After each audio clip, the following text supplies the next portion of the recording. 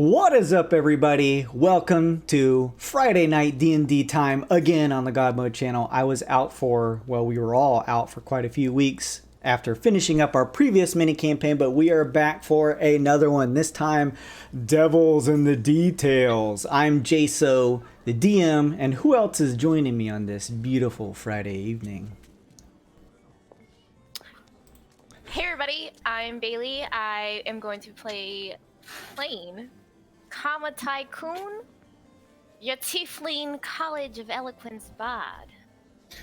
Hey everybody, I'm Luke, and I am playing Raphael, Asimar, Bard, College of Lore, Celestial Warlock, Witchfinder General, Inquisitor Errant. Yeah.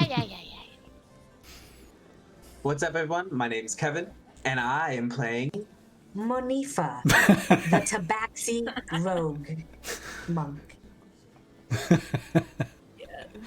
What's up, everybody? My name's Slim, or Brian, or whatever the hell you want to call me. And I'll be playing Cassius Auditor, your tiefling warlock of the undead variety. A pleasure. Hey, I'm Kyle. I'm going to be playing Obi Shalom.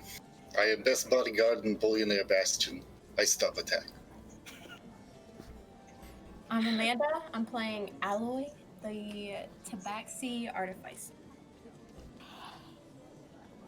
Hey everybody, I'm Nick, and I am playing Vep Maxworth, Fairy Folk, Gloomstalker Ranger, and best salesman you've ever seen ever in your entire life. Do the deal with me. Come on. I'm used to looking forward to Nick's intro because it would give me just like a little extra prep time when he was playing Ironhide, because it'd take him 5 minutes to go through all of his titles. If you want me to, I'll do an extended intro. You No, please, God. I just need you to stand on one foot for me. Stand on that pillow, and I'll get it done. I'll kill myself. Okay. You let me know, boss. Okay. When you're ready. Thank you, everybody. I want to first start off with a little bit of housekeeping. First off, a huge thanks to our new character artist for all of our sick and beautiful art for all of the new Devils in the Details characters. I'm going to throw up her handle here in the Twitch chat. Go check out Peachy. She's on Twitter, and she did an amazing job doing all of her art. I love it so much. Go give her a follow and give her some love.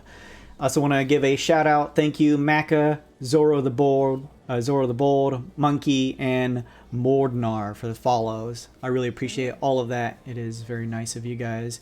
And a big thanks to Lazy Vengeance for the Patreon follow. I really appreciate it. I'm looking forward to playing a game with you Sunday.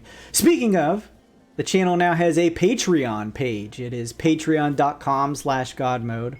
I'll slap that in there too. Some of the cool things that you guys can get in there are things like a digital campaign guide that goes over all of the Twixt playing that happens in our TTRPG/D&D games so far, because this campaign, Dark Frontier, and then our main campaign, Weird and Wild, are all set in the same place. So you can take a look at that guide and see all of the different worlds and stuff like that are in there. That's part of this universe, and it's a small guide but growing, so it'll constantly be updated. The other benefits are stuff like you can join in a bi-weekly series of one-shots that happen on Sundays, and that's DM'd by me, and right now there's still 5 open slots, so if anybody wants to jump in and play in there, you absolutely should. It should be fun. And then you also get other cool stuff like swag, mini prints, stickers, t-shirts, all kinds of cool stuff, and that's going to be seasonal and rotating, so you'll get cool stuff every season. So go take a look at that, jump on that link, and just go take a look and see if there's anything that interests you in terms of supporting. We are doing Twitch channel points like we always do. I have changed some things up as we're moving into, I don't want to say a new season, but a new campaign rather. We have some returning Twitch channel point rewards. We have the +1 to a roll. We have the Curios, both of those are coming back. We have new rewards as well. We have the Karma's a Bitch reward, which is going to switch whoever currently has the Karma coin to someone else randomly. I should be careful of my wording. It goes to someone else randomly. That could include the person that still right now has it, or it could go to me.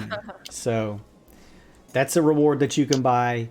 There is market volatility. That's going to make one of the 3 different businesses here that the players are going to have an opportunity to invest in, either jump up a point randomly or jump down a point. So that may make the market shift where the players initially put their gold.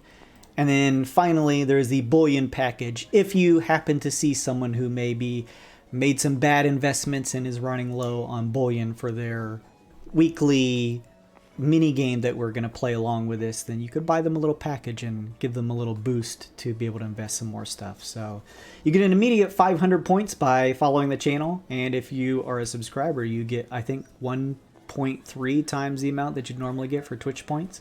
So go ahead and check that out. You build them up just hanging out in the chat, even if you're just lurking. So have fun. Check that out in the bottom left. Just click the little weird bit icon that Bay made a picture for, little purple universe looking thing, and then you can see all the cool rewards and stuff like that in there. We use stream stickers, and a big thanks to you, Bay, for making our cute chibi stickers that any of you subscribers can use, along with some other cool stuff that is tied to the actual campaign here. So go take a look at all those. I also have just a volley of global stickers. Now, I've made each of the global stickers a little bit of a number of bits to use. However, the reason for that is, one, you unlock a progressive series of really cool like rainbow stickers that actually are animated by donating bits, and donating bits to the channel by buying stickers also unlocks more custom sticker slots. So we could upload cool extra campaign or just channel related stickers by you guys donating bits to slap stickers on the stream. So if you're watching, just mouse over the stream here and you'll see over on the right hand side, or this way actually, a heart icon, and click that and you can slap some stickers everywhere. We're using the D&D Beyond plugin, as some other streams do. So if you want to get a closer look at some of the characters, maybe not all of the characters, because this is an Intrigue campaign, but some of the characters are there for you to take a look at and check out. So you can use that. Just mouse over the screen and you should see that pop up. I want to just make sure and point out at the beginning of each of our campaigns that we do use homebrew rules here, not many. And I think in this instance, we're not going to have to go over too much. We are using the karma coin instead of inspiration.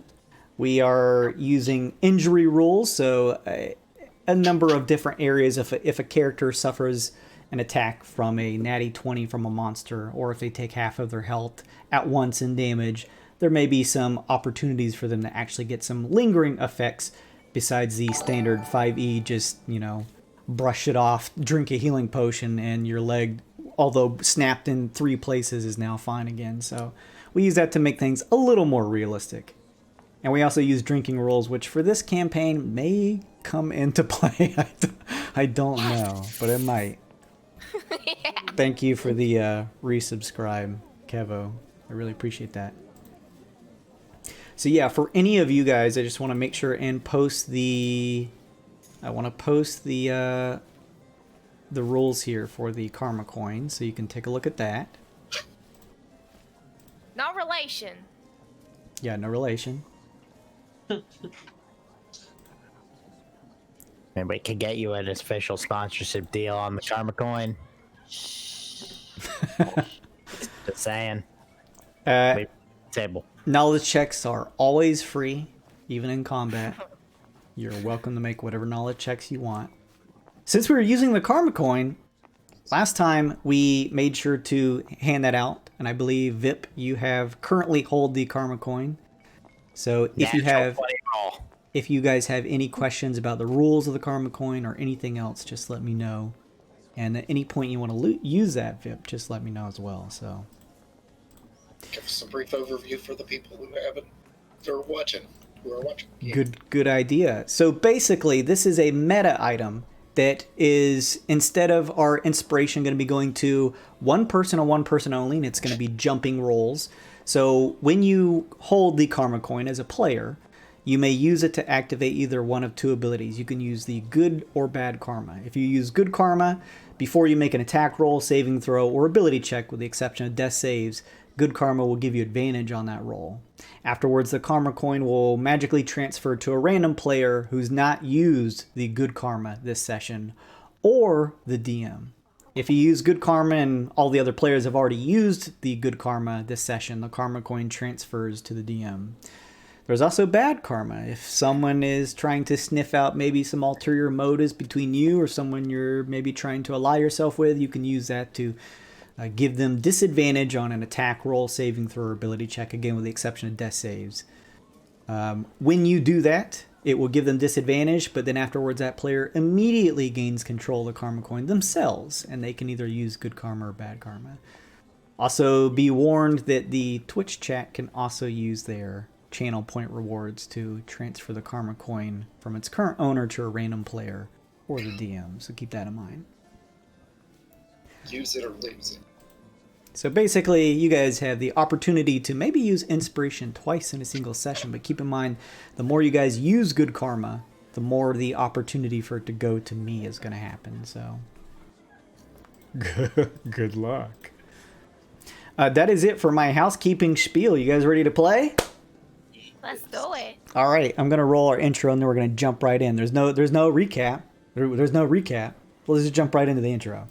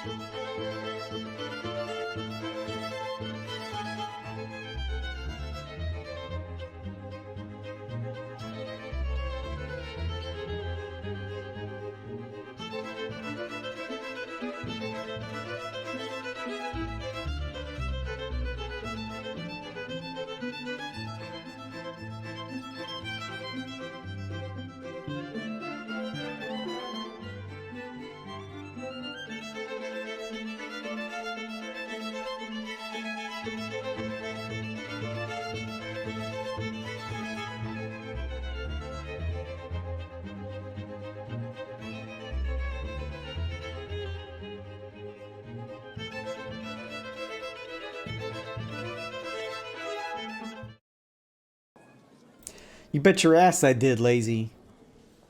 I'm gonna have this sucker rival any of those streams you can find out there on Twitch. Wizards is gonna look in there and be like, oh, that guy. We should have grabbed that guy. Yes. So let me bring you guys on in. Halcyon. Let me change up the music too here, actually.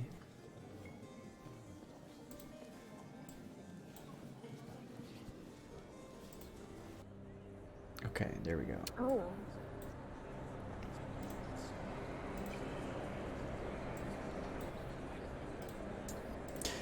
Halcyon, the glittering city that stands as a beacon of free trade and prosperity in the Twixt Plain. Built upon an artificial disc similar to a massive coin, the city boasts an impressive verticality with its topside structures and massive marketplace. On the reverse side, called Lux, some of the most extravagant parties and entertainment in the entire plane can be found. The Bullionaire Bastion, richest and most influential of the 4 Cosmo Consortium factions, are located here. As its dwarven leaders Glitz and Glimra Gilderkin head off-world for a private affair, the city is just coming down from the celebration of its premier entertainment show, Let's Get Wild. As various Wildknots slowly begin to shuffle back out into wild space, the Bastion turns its attention to another sordid affair. And Anna was kind enough to draw us a picture of what she thinks Halcyon looks like here. That's awesome, yeah, Anna. it's really cute. Little double-sided thing here. Just what I imagine Halcyon to be. Yeah, it's really cute. Thank you so much, Anna. So yes. That's awesome. So each of you guys have been working for the Bullionaire Bastion for varying amounts of time. Some of you for a number of years, while others only recently for a few contract jobs. After finishing one of your recent jobs, each of you receives an invitation. The imagery emblazoned on it clear and evident of the Bullionaire Bastion, and as you open it, you find slipping out a Bullionaire Bastion badge. And these badges, some of you guys may remember, some of you may not, because it's been a while since we talked about it. But on Halcyon, a lot of very rich, enterprising merchants and whomever else make very large deals. It usually concerns a large amount of money. So instead of just carding to one another, just like wheelbarrow fulls of gold coin or whatever else, they keep their money stored in banks that are on these floating platforms on the top side of Halcyon that just sort of float high in the air. And instead of having to physically trade the gold each time, they simply use a magical card that has some telepathic abilities in it that, along with the Bullionaire Bastion, once they touch one card to another or at various spots, can make payments freely without ever having to touch a coin themselves. The money is transferred and moved by the Bastion members themselves.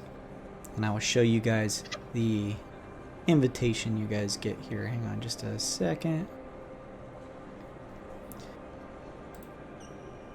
So there's your invitations along with your BB cards.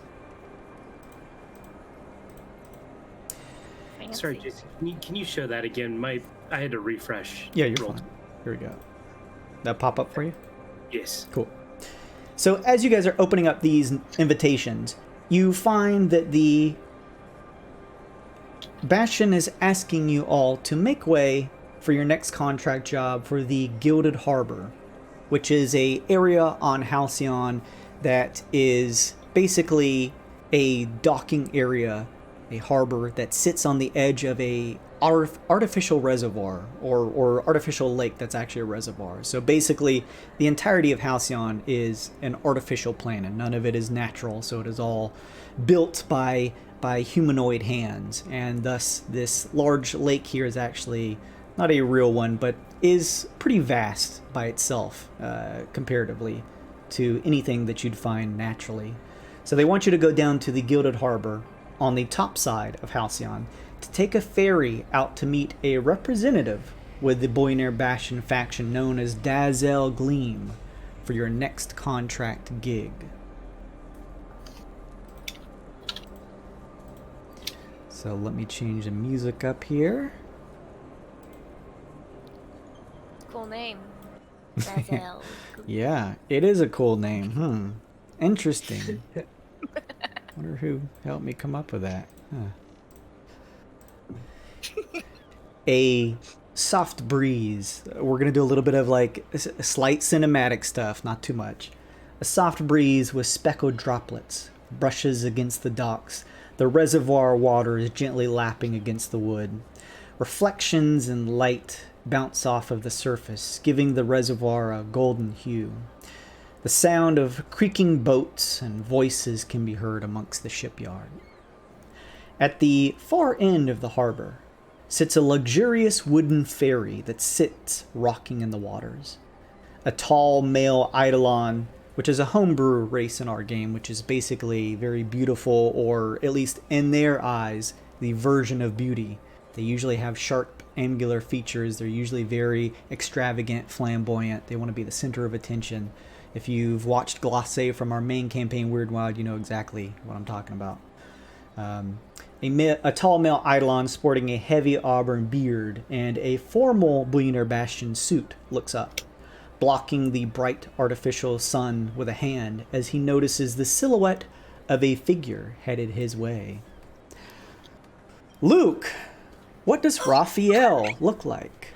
Raphael isn't Asimar, so a human in most appearances, but he's got these like luminous, glowing eyes. He's like about middle age. He's got some salt and pepper hair, maybe some scraggly longer hair, and a unkept bit of facial hair there. Wide brim hat, brownish red leather duster. Basically a witch hunter slash inquisitor type. He is adorned with the sigils and religious iconography of Pelor, so a lot of sun imagery and gold and that sort of thing. Maybe a little dingy. Maybe he looks a little bit like he doesn't belong in such a clean-cut city. Okay. Raphael, as you make your way down the docks, you can notice the male eidolon here at the edge where the invitation has brought you, and you see him step off of the boat and onto the dock. Greetings, he says. May I check your invitation, please? Oh, yes. Greetings, good fellow. And I'll reach into my coat and, I presume I have the invitation, so I happily show it to him. He opens it up just to check and says, Raphael, well met. We'll wait for the others and then make way. Excellent. And what is your name and affiliation? He turns to you and says, I'm flourishes, and I'm a Bullionaire Bastion representative. I see. Excellent, excellent. I shall be waiting then. He nods and grabs some of the rope that is tied here to the dock and just kind of slowly waiting for the others to arrive is beginning to unravel it. I'll just stand off to the side. Okay. Nick, what does VIP look like? VIP is a very small fairy folk, straight out of the Fae, but is wearing business attire, sylvan styled, colored, green gold trim, but looks like he straight came out of the forest. VIP, are you currently in your fairy form, or are you just like flying along? How are you getting to the docks here? Almost always in fairy form, just floating along. So as you are flying along, you notice both the ferry master here, who seems to be standing next to another gentleman who seems to be holding in his hand a invitation along with yours. As you fly up, the figure turns and you see that it's a tall male eidolon, and they turn to you and say, greetings, may I check your invitation, please? And they hold out a gloved hand. Oh, you can check it. It's legit. Let me fly up to eye level here.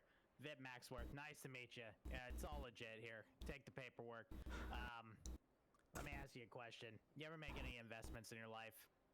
He looks down, opening up the invitation to check, and looks back up and says, oh, yes, Mr. Maxworth, of course.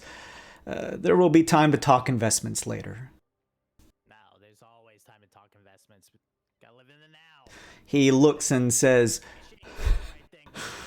Thank you for knowing who I am. why don't I introduce you to Raphael here? And then he turns almost as if leaving the two of you to conversation and continues to wrap some ropes from the docks. Thank you so much, Poochie Man, for the bits. I really appreciate it. Use those bits on some stickers. Slap some stickers on the screen. Raphael? Raph? What do you go by, sir? Vip Maxworth, nice to meet you. How are you? I've been better. When? When were you better? It's a good question, actually. Well, Do I know you? no, you don't, but you're about to. Vip Maxworth, nice to meet you. Hey, listen, I'm sorry you're on down times, but let's turn that around right now. What's holding you back? What's stopping you? Come on. You can see Raphael that holding in his hands practically the size that he is his Bullionaire Bastion invitation. He seems to be part of this same gig that you're about to go on. Listen, I have to go pray. You must excuse me for a moment, won't you? Oh, what are we praying to? Oh, We love good fortune. Let's do it.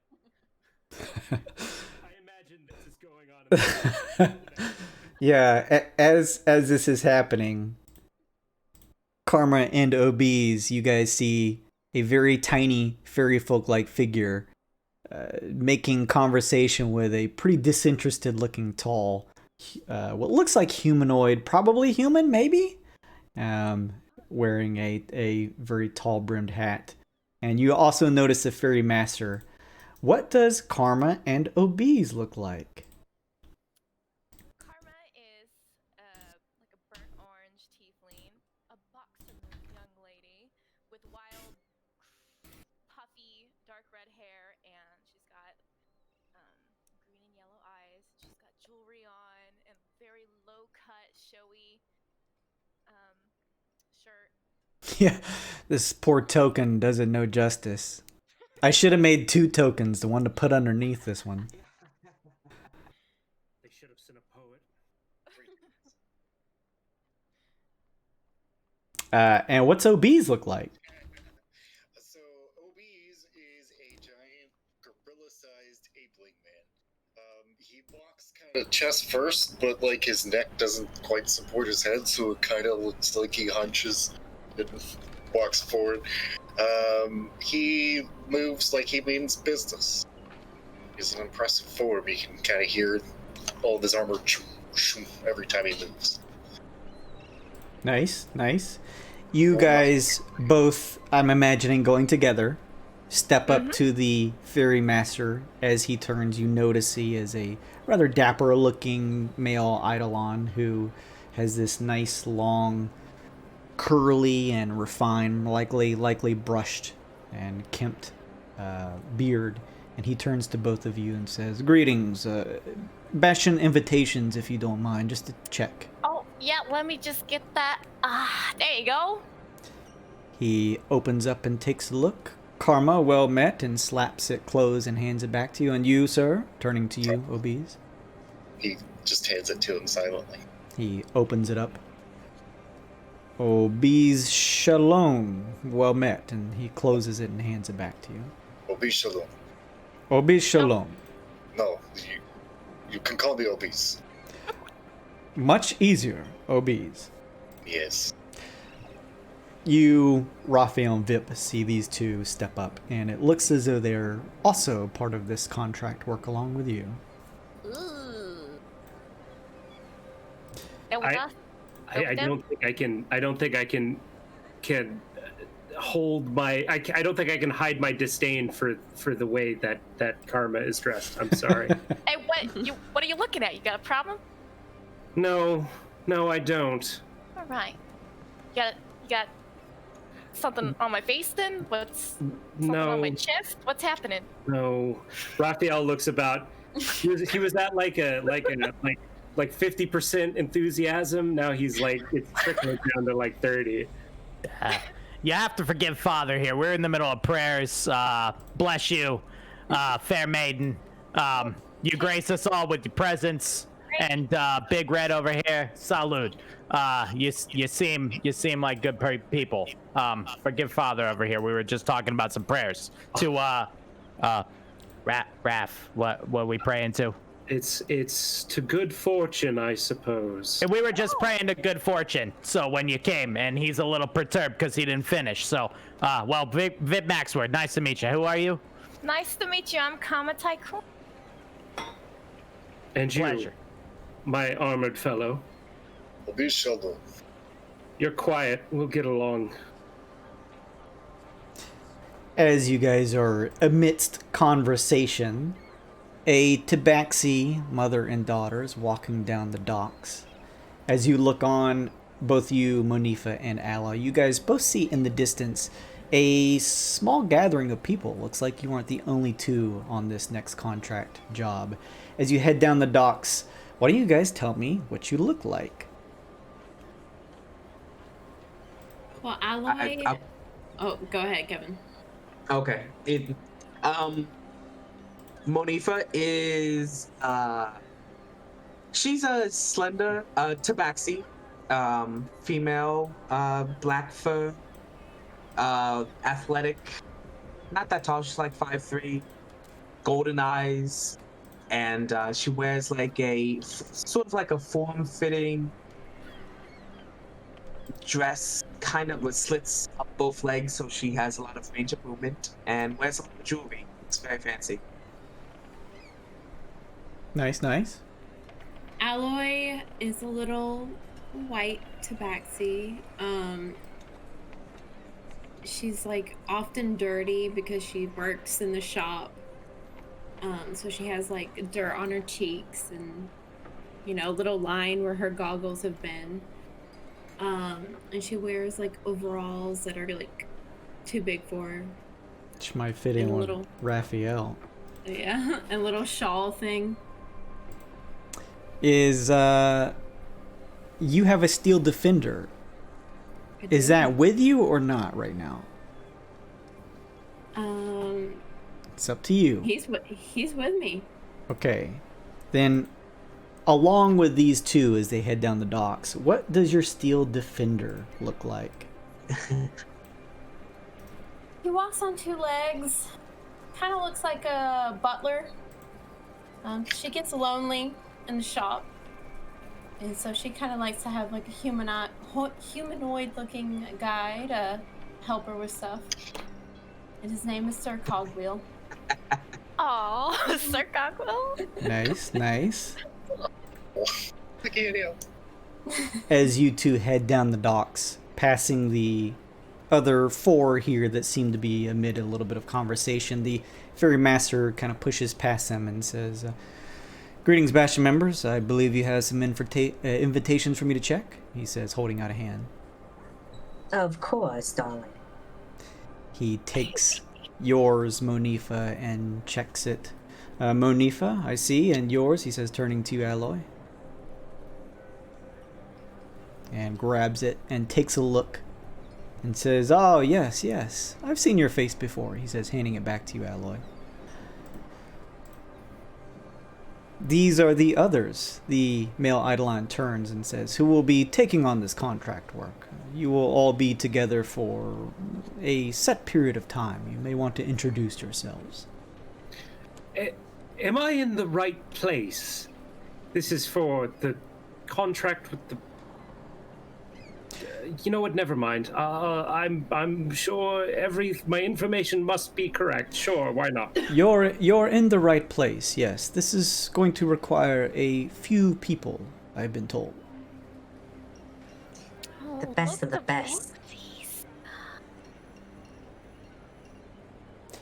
So, as you guys mingle, there is one final person strutting down the docks. Cassius, as you look on, you see a mingling of different humanoids up ahead where the ferry master is. Do you want to tell me what Cassius looks like, Slim? Cassius is about, average height, about 5'10" or so. Thin build, black suit with a smoky colored shirt. He's got his jacket over his sleeve and a gold coin on a chain in his tooth, kind of casually strolling up. Cool, cool. As you step up past a number of people who seem to be greeting one another, more or less, the ferry master steps up and says, "I believe you should be the last one. Bastion invitation, if you don't mind," he says, holding out a hand. Of course. Hand him the invitation and take the coin out of my mouth and just hold it between my fingers. He takes the invitation and opens it, studying it for a minute. "Ah, yes. Cassius. This will be the rest of the entourage heading along with you for this gig. You may want to introduce yourself. I will be getting the boat ready. It will take me just another minute or two. Give me a second," he says to the group as he begins doing the last finishing touches before the boat is ready to take off. Cassius, you walk over to the others and everyone sees another tiefling coming up.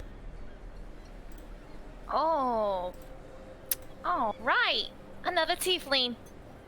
Yes, another tiefling. You don't sound... You know... What are you? You're an asthma. That's what you are. That makes a lot of sense. You angel faces like you. Angel face? Please. I'm not so resplendent and incandescent as an angel, but you flatter me. Interesting. I wasn't supposed to... You know what? Welcome aboard. What's your name? Cassius Auditor. You can call me Cash. Fancy. Oh my, and who are you, sir? I'm gonna walk over to Raphael and grab his hand and kiss it. Oh, Ooh, yes! a man of the light among us. How wonderful. Immediately recoil my hand. Man of the light, you say? Are you a... And I give him a very dirty, like glance over, like, is this guy talking to me? Are you a man of the cloth as well? I don't sense any godliness about you. No, just on the string of one, that's all. Interesting. You see Raphael writing notes in a book. Monifa walks up and puts an arm around Raphael's shoulders. Man of God, that doesn't sound any fun. Godly work is not fun. It's the right thing to do. And the Sun Lord bathes me in his incandescence for my work, my livelihood. Oh, this is going to be a lot of fun.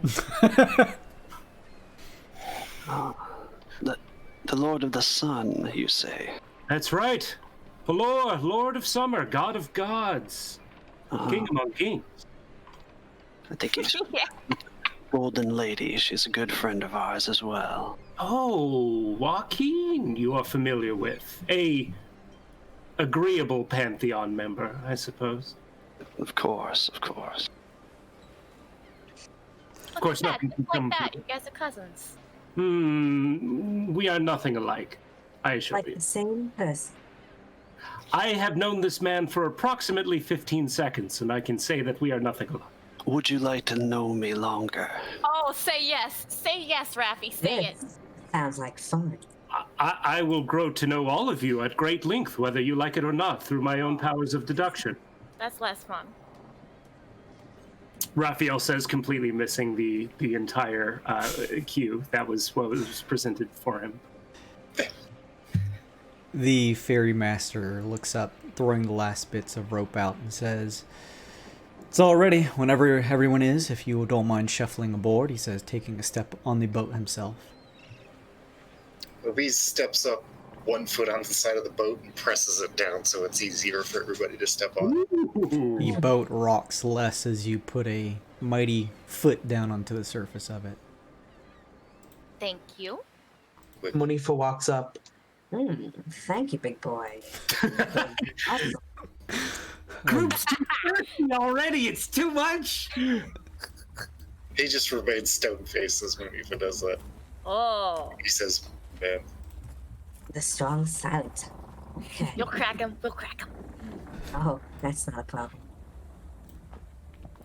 As each of you gather onto the ferry, the Ferry Master seats himself at the front, gripping and tugging at a pair of reins that lead out into the waters. With a splash, 2 giant seahorses, their bodies an opalescent pearl that glistens in the sun's rays, rise up from the waters below. The reins run up to their faces where they connect with a cheek piece of golden circlets.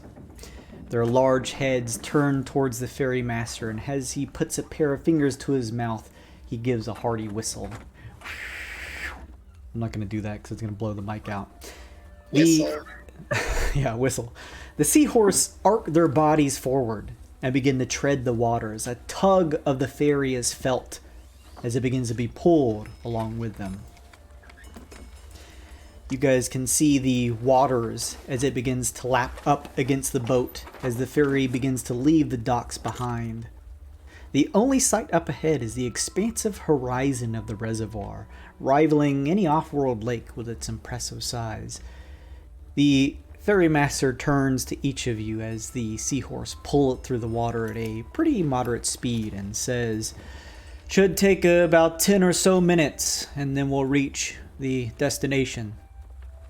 And then turns to continue coaching the seahorse up at the front. I'd like to make a knowledge check. Sure. The seahorses, did they have any barding on them? Barding as in to ride on them? Well, like, I guess more specifically, do they have, like, any markings that, like, betray, like, who they were being paid for, I guess? If that makes sense. Does it, like, show house colors or anything? Yeah, you would see, like, where the gold circlets are hanging, where their cheek piece are, the piece that basically just sits on the cheek of this, where the reins run up to. You can see the circlets had the insignia similar to your BB badges of the crown and crest of the Bullionaire Bastion. These are likely just probably overtly opulent water creatures to help ferry the Bullionaire Bastion's vehicles along. There's probably a much easier, cheaper resource for creatures that dwell in the waters, aquatic creatures, but they clearly have to spend opulent amounts of money for anything that they do. So of course it had to be giant seahorse. Okay. So Obies is kind of sensitive to like I guess mob mentality, like organizational mentality. So if I ever spot somebody whose barding doesn't match like with who I expect to see, I'd like to know. If that makes sense. You're gonna attack. Well, that would be something that he would especially know. Okay. These seem to Rather match. than asking this every 30 seconds. No, makes sense. This seems to match Bullionaire Bastion. There's nothing out of place that would suggest otherwise. Show enough. As the ferry continues along, Vip, what are you doing over there in the back? Networking. It's all I know how to do it. So, talking to these tieflings, talking to the new tiefling, excusing myself from these nice tieflings. I got a totally good idea for you guys to make money. It's not what you think it is, but I totally got a good idea. And talking to the mother-daughter combo now. Oh. Look what the cat dragged in. Sorry. Horns are good and all, but ladies, how are ya? Have any good fur balls lately? What's good? Oh. This pig's Very. big. Dude. A Oink, oink, pleasure. wait your turn. I'm talking to the cats. As Your name? Monifa. Monifa. Wonderful. Welcome to the ship. I don't know what the name of the ship is. It's not mine. Could be, but it's not. Vip Maxworth. Sure. Nice to meet you. You ever make any investments lately? I have everything in place as I need it. Smart lady. Love it already. the ferry continues along for several minutes, the harbor now a blurred shadow in the distance. The waters ahead sparkle like a canvas littered with reflective gemstone. You guys watch as Flourishes, this ferry master, reaches into his bastion vest and pulls out a pair of tinted spectacles and puts them on. He just cocks his head a bit. He doesn't look all the way back to you all, but just turns his head as the water is being pulled through, or the boat is being pulled through the waters here, and says, "If you've got anything to cover your eyes, I suggest it. The waters out here kick up the occasional gem," he says. Oh, wait, like the expensive kind? As the waters spray around you, Carmen, you look down. Sure enough, you do see a couple small translucent fragments at the bottom of the boat, washed in, that look like some type of gemstone thrown in from the waves. Can I do some kind of nature check on this? Sure. Are these valuable reagents or gemstones? Sure. Here's my nature. 7. From the looks of it, these look like they could be worth maybe a couple either silver or gold coins if you were to like scoop a solid handful of them. But they're real tiny. They're like fingernail size. I don't want to embarrass myself in front of all these. Yeah, it's pretty embarrassing. I'll take all I can get.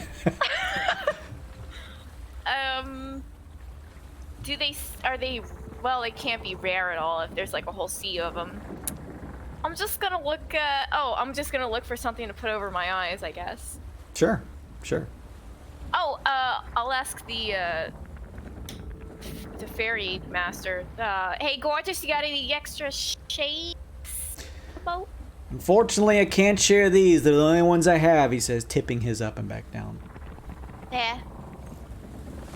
Obi, you be my eyes. Obi's is just standing there, looking to the backside of the boat. He's just facing the opposite direction. So if he gets hit, he just gets hit in the back of the head. So stubborn. Fine, I'll look out for you. Jesus. Well, I mean, you can stand here. You can stand in front of me. Or Okay. behind, I suppose. Okay. Best I can offer. Most Not a bad peculiar view. behavior. Most peculiar. As the ferry continues its approach, after a few more minutes of travel beyond the gemstone waters, you each look out ahead and see what appears to be a shimmering form on the horizon. Something that seems similar to a mirage, wavy and difficult to make out from the artificial sunlight. As where once the waters up ahead were empty, now you're able to see something coming into view, taking on an opaqueness where it was once completely translucent. About 400 or feet or so out, you see the sun-glazed silhouette of an island mass that begins to form. Oh. At- Let's go. As the ferry continues its approach, the form continues to take a solidified shape, now resembling a cliff plateau set out in the waters. A tall, white and gold estate can be seen resting at its top towards the edge, close to the cliffside, where a series of stone stairs lead down from the estate's front courtyard towards a small dock set on the water. The seahorses pull up to the docks, each giving each other a collective squeal as the ferries pulled up, gently brushing them against them as the ferry master finishes tying the reins and heads towards the back. He picks up a heavy-looking anchor in the shape of the Bastion emblem and pushes it over the edge. You guys hear the splash of water and the pulling of chain. He turns to you all as the boat has come to a full stop. This is the spot. Dazel will be waiting for you in the main entrance of their estate. Just take the steps here up. I'll be here when they're done briefing you. May Joaquin bless you, he says. All right, you too. Thanks for the ride. Indeed, walk in light, my friend. He nods. That wasn't Dazal Galim, right? No, that was No. just the ferry Okay. master. Just some guy. So what do you guys do? I immediately start walking there, regardless of if anyone else is getting off the boat. Raphael just has this look on his face like he cannot believe that this is actually happening, like in a bad way. Abiz repeats form and just weighs down the side of the boat so it's easy to get out of.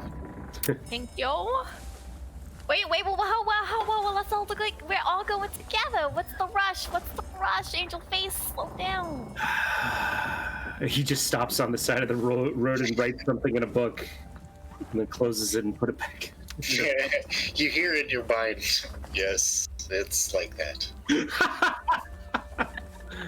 You hear two voices for what it's worth. Ooh, interesting.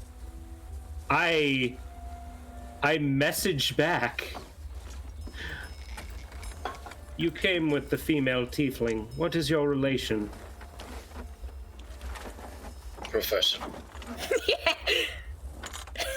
Hoping we were a little more forthcoming with information, but I suppose it will do for now. I do not mean to be cagey. I am best bodyguard in Bullionaire Bastion. Fair enough. Fair enough, my armored friend. Everyone else, I'm assuming, eventually gets off together. Yes. Oh yeah. Hell yeah. Yeah. That's after dark kind of adventure though.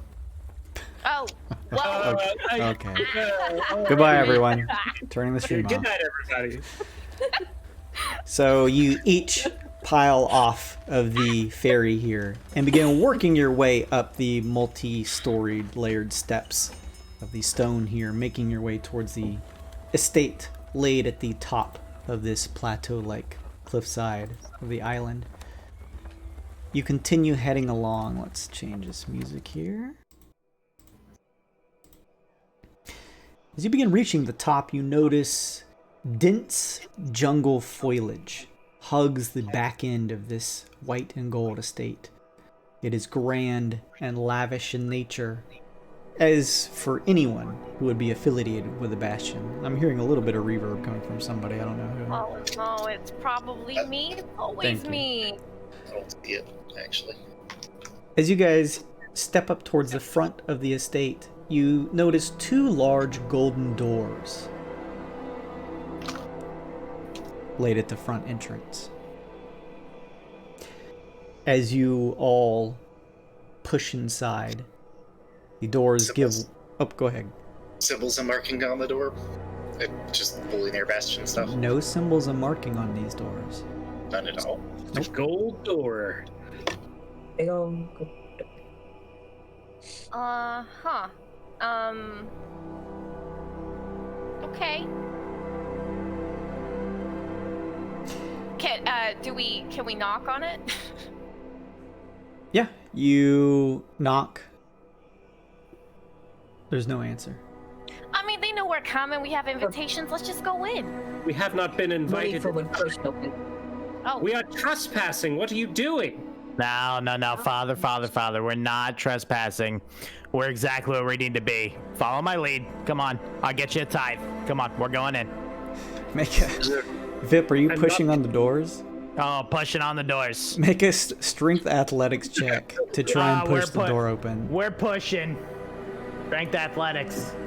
Everybody has to believe in the pixie. My specialty. Okay. 14. It takes him a minute, but Vip does push one of the doors as it cracks and finally begins to open. As it opens up, giving way, you all see ahead of you a large open waiting room with a few lounge chairs and palm frond decorations set within here. this. On the far end, another set of small white double doors is seen.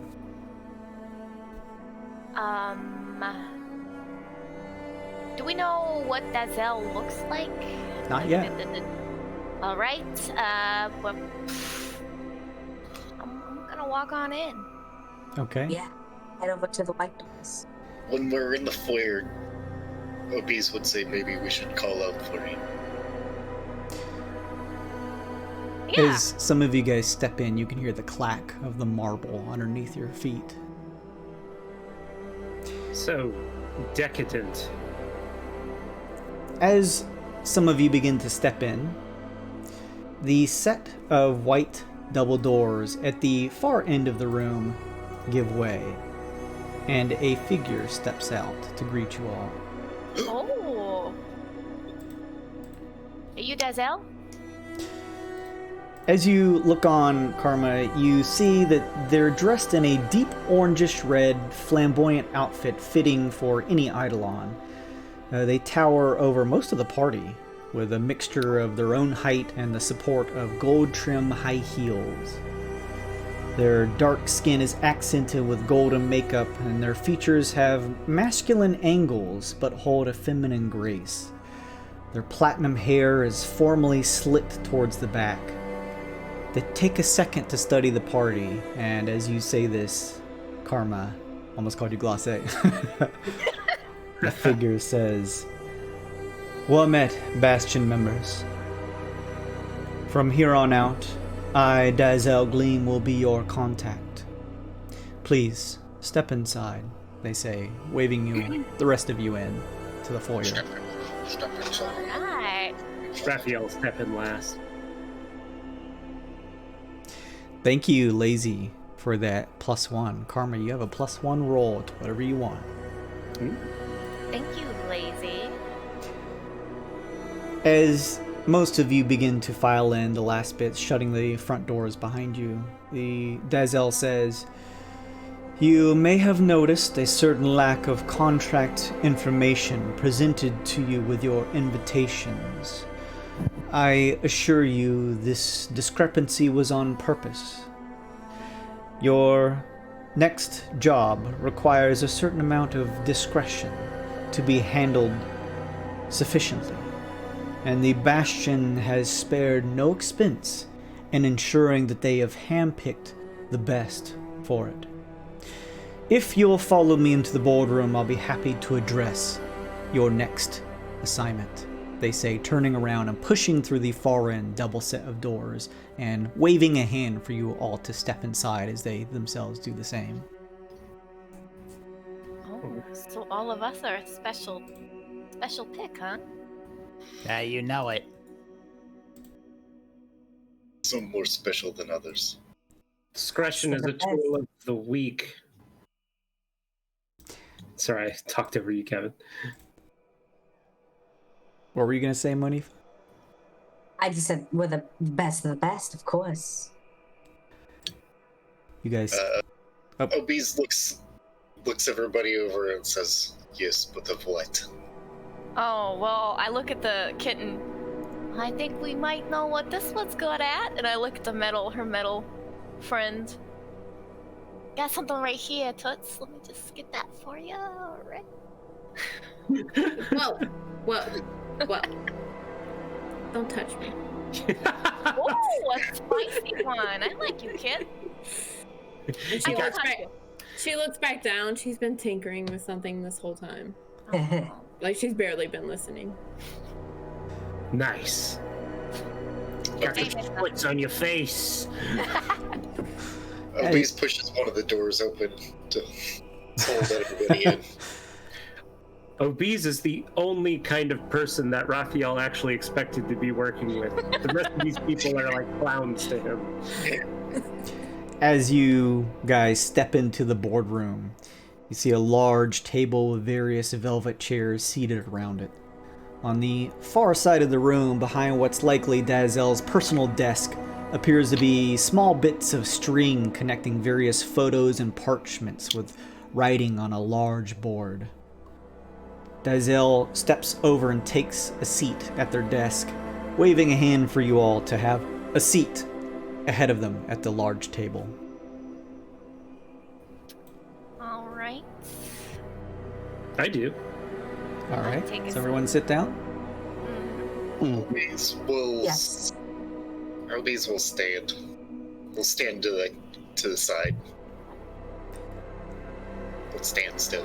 Dazel studies you for a second and then flicks their hand, and pushing out from a nearby swinging door over to everyone on the west side of the room is a hovering tray with several crystal wine glasses and an unopened bottle of Zix Rosado that seems to just float through the air before setting down on the table in front of each of you. Individual glasses begin to be pulled up from the tray and move over to each of you one at a time, as if an unseen waiter was serving you. Once each of them are divided out, the sound of a cork can be heard popping from the bottle, and you watch as floating through the air it tips and begins to fill each of your glasses. Does she have a glass? Or sorry, do they have a glass as well? You look over at the table and you certainly see a glass similar to your own on Dazel's table. You can see Dazel shuffling through a few documents on their desk. Their hair begins to stretch out and elongate, gripping the wine glass that you see, Raphael, and bringing it up to their lips as they study some of the parchment in front of them. Wait, you mean after 3 years they can do that? Their hair does things? Yeah, it does. That's Weird and Wild Season 3. I'm gonna put everyone in a cage with like a lever 1 foot out from the bars just so Glosse can use her hair. Never. I will use her hair. Never. Like that's the only thing we need. It's that long. Just let her do it, damn it. Sakong is a tail. No. Sakong, you do it. It's all blue. Anyway. Use the full 2 covers are on either side of the cage. Dazel says, so then, business. Actually, do you guys take a drink from your wine glass first? Absolutely. I want to check mine first. I want to see if there's any unnatural bubbles, bits, colors. Sure, Something. make a nature check or whatever else you want. We'll do nature. Raphael does not accept spirits that he did not himself procure. A 15. Father, pass it down. I Got rid of it for you. Come here. I pass it. I like slide it to Vip. Ah, what a blessing of Pelor himself. Oh my goodness.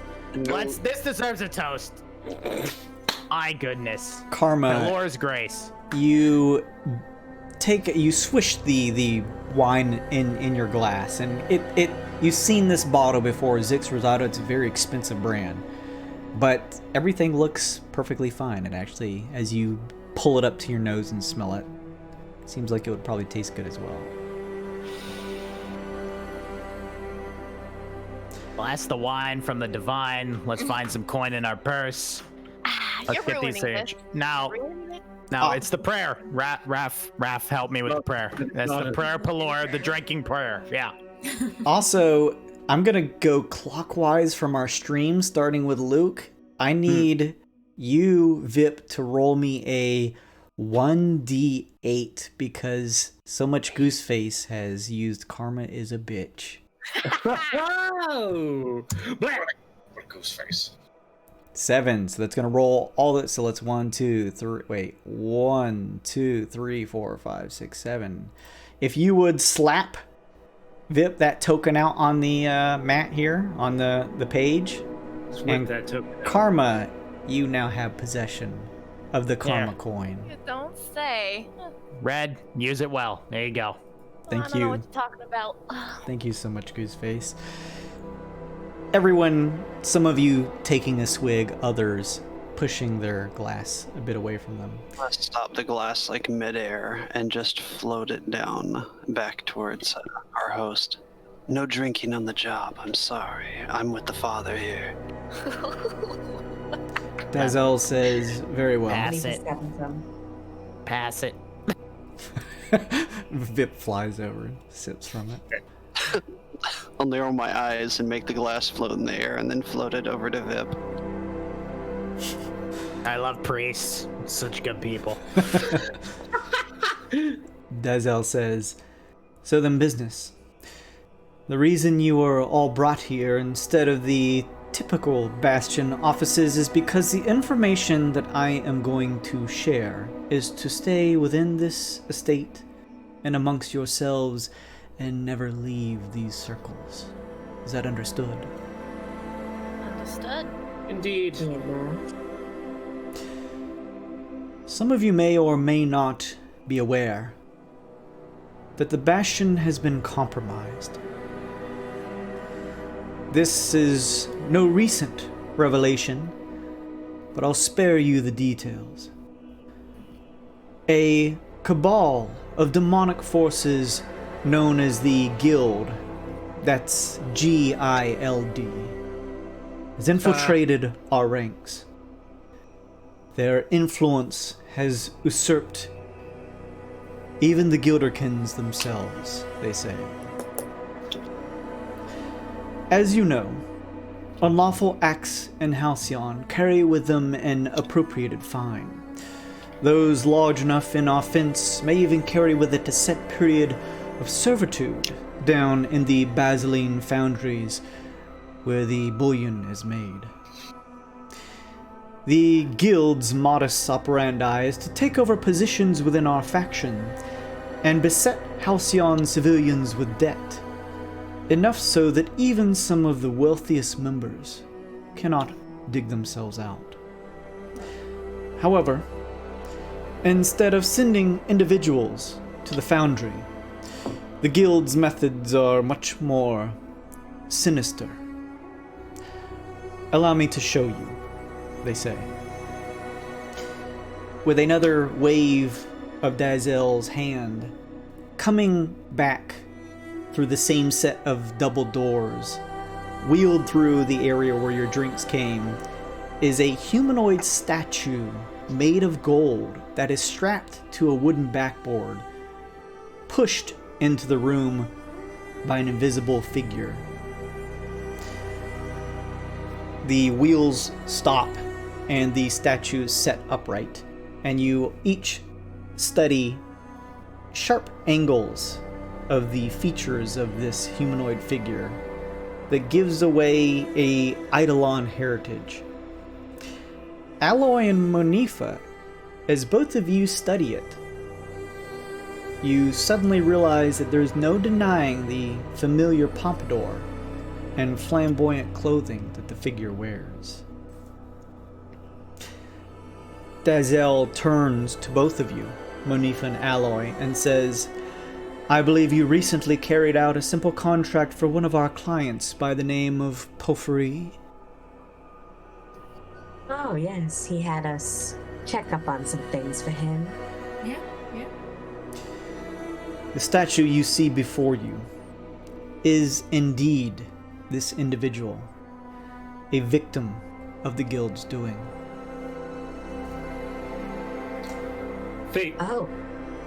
They're turning debtors into statues of gold, graven images. That is correct. This is how they operate. Oh, go ahead, Alloy. I turn to Monifa and I'm like, Maud, is that like the things we saw in the vault? Yeah, that makes more sense now. They put our members through the minting process so that they can turn people into gold, severing their mind and body to steal their souls in the process. It is unfortunately too late for Porphyry here, however. That is not the main issue. You two, Monifa, Alloy, carried out your contract a mere 3 days ago, is that correct? This would have taken place 3 days ago for both of you. Yeah, that's Sure, correct. yeah. If you're keeping track. Dazel says, we obtained Porphyry in this state more than a week ago. What? Sounds like who you was guys got it? played. Who was it we spoke to? Go ahead. No, you go. The Porphyry you met was not the original, and we now suspect that his imposter is likely a part of the guild. They're replacing people and turning them into these idols of excess health. Foul. So they're not taking the statues of gold. Right? They're not taking that. We believe that they certainly are. We only recovered the remains of Porphyry here through quite a number of subtle workings to ensure that we were able to slip this out from under one of the guild's members. Although to the extent of what they're using the gold statues for, we are unsure. And why is it too late for this individual? Exactly. Because as a full statue, even if we were to bring them back through some restorative means, we are not sure if their souls themselves would return. Do you have any information on how they are extracting and capturing said souls? No, but that is where you all come in. Karma, you want to take that karma coin? Oh yeah. I'm sorry. That's okay. It's new to me. That's Take okay. Card. Okay. To piggyback off of what's your name now? Raphael's Rap's question. Do you know what they are using them for?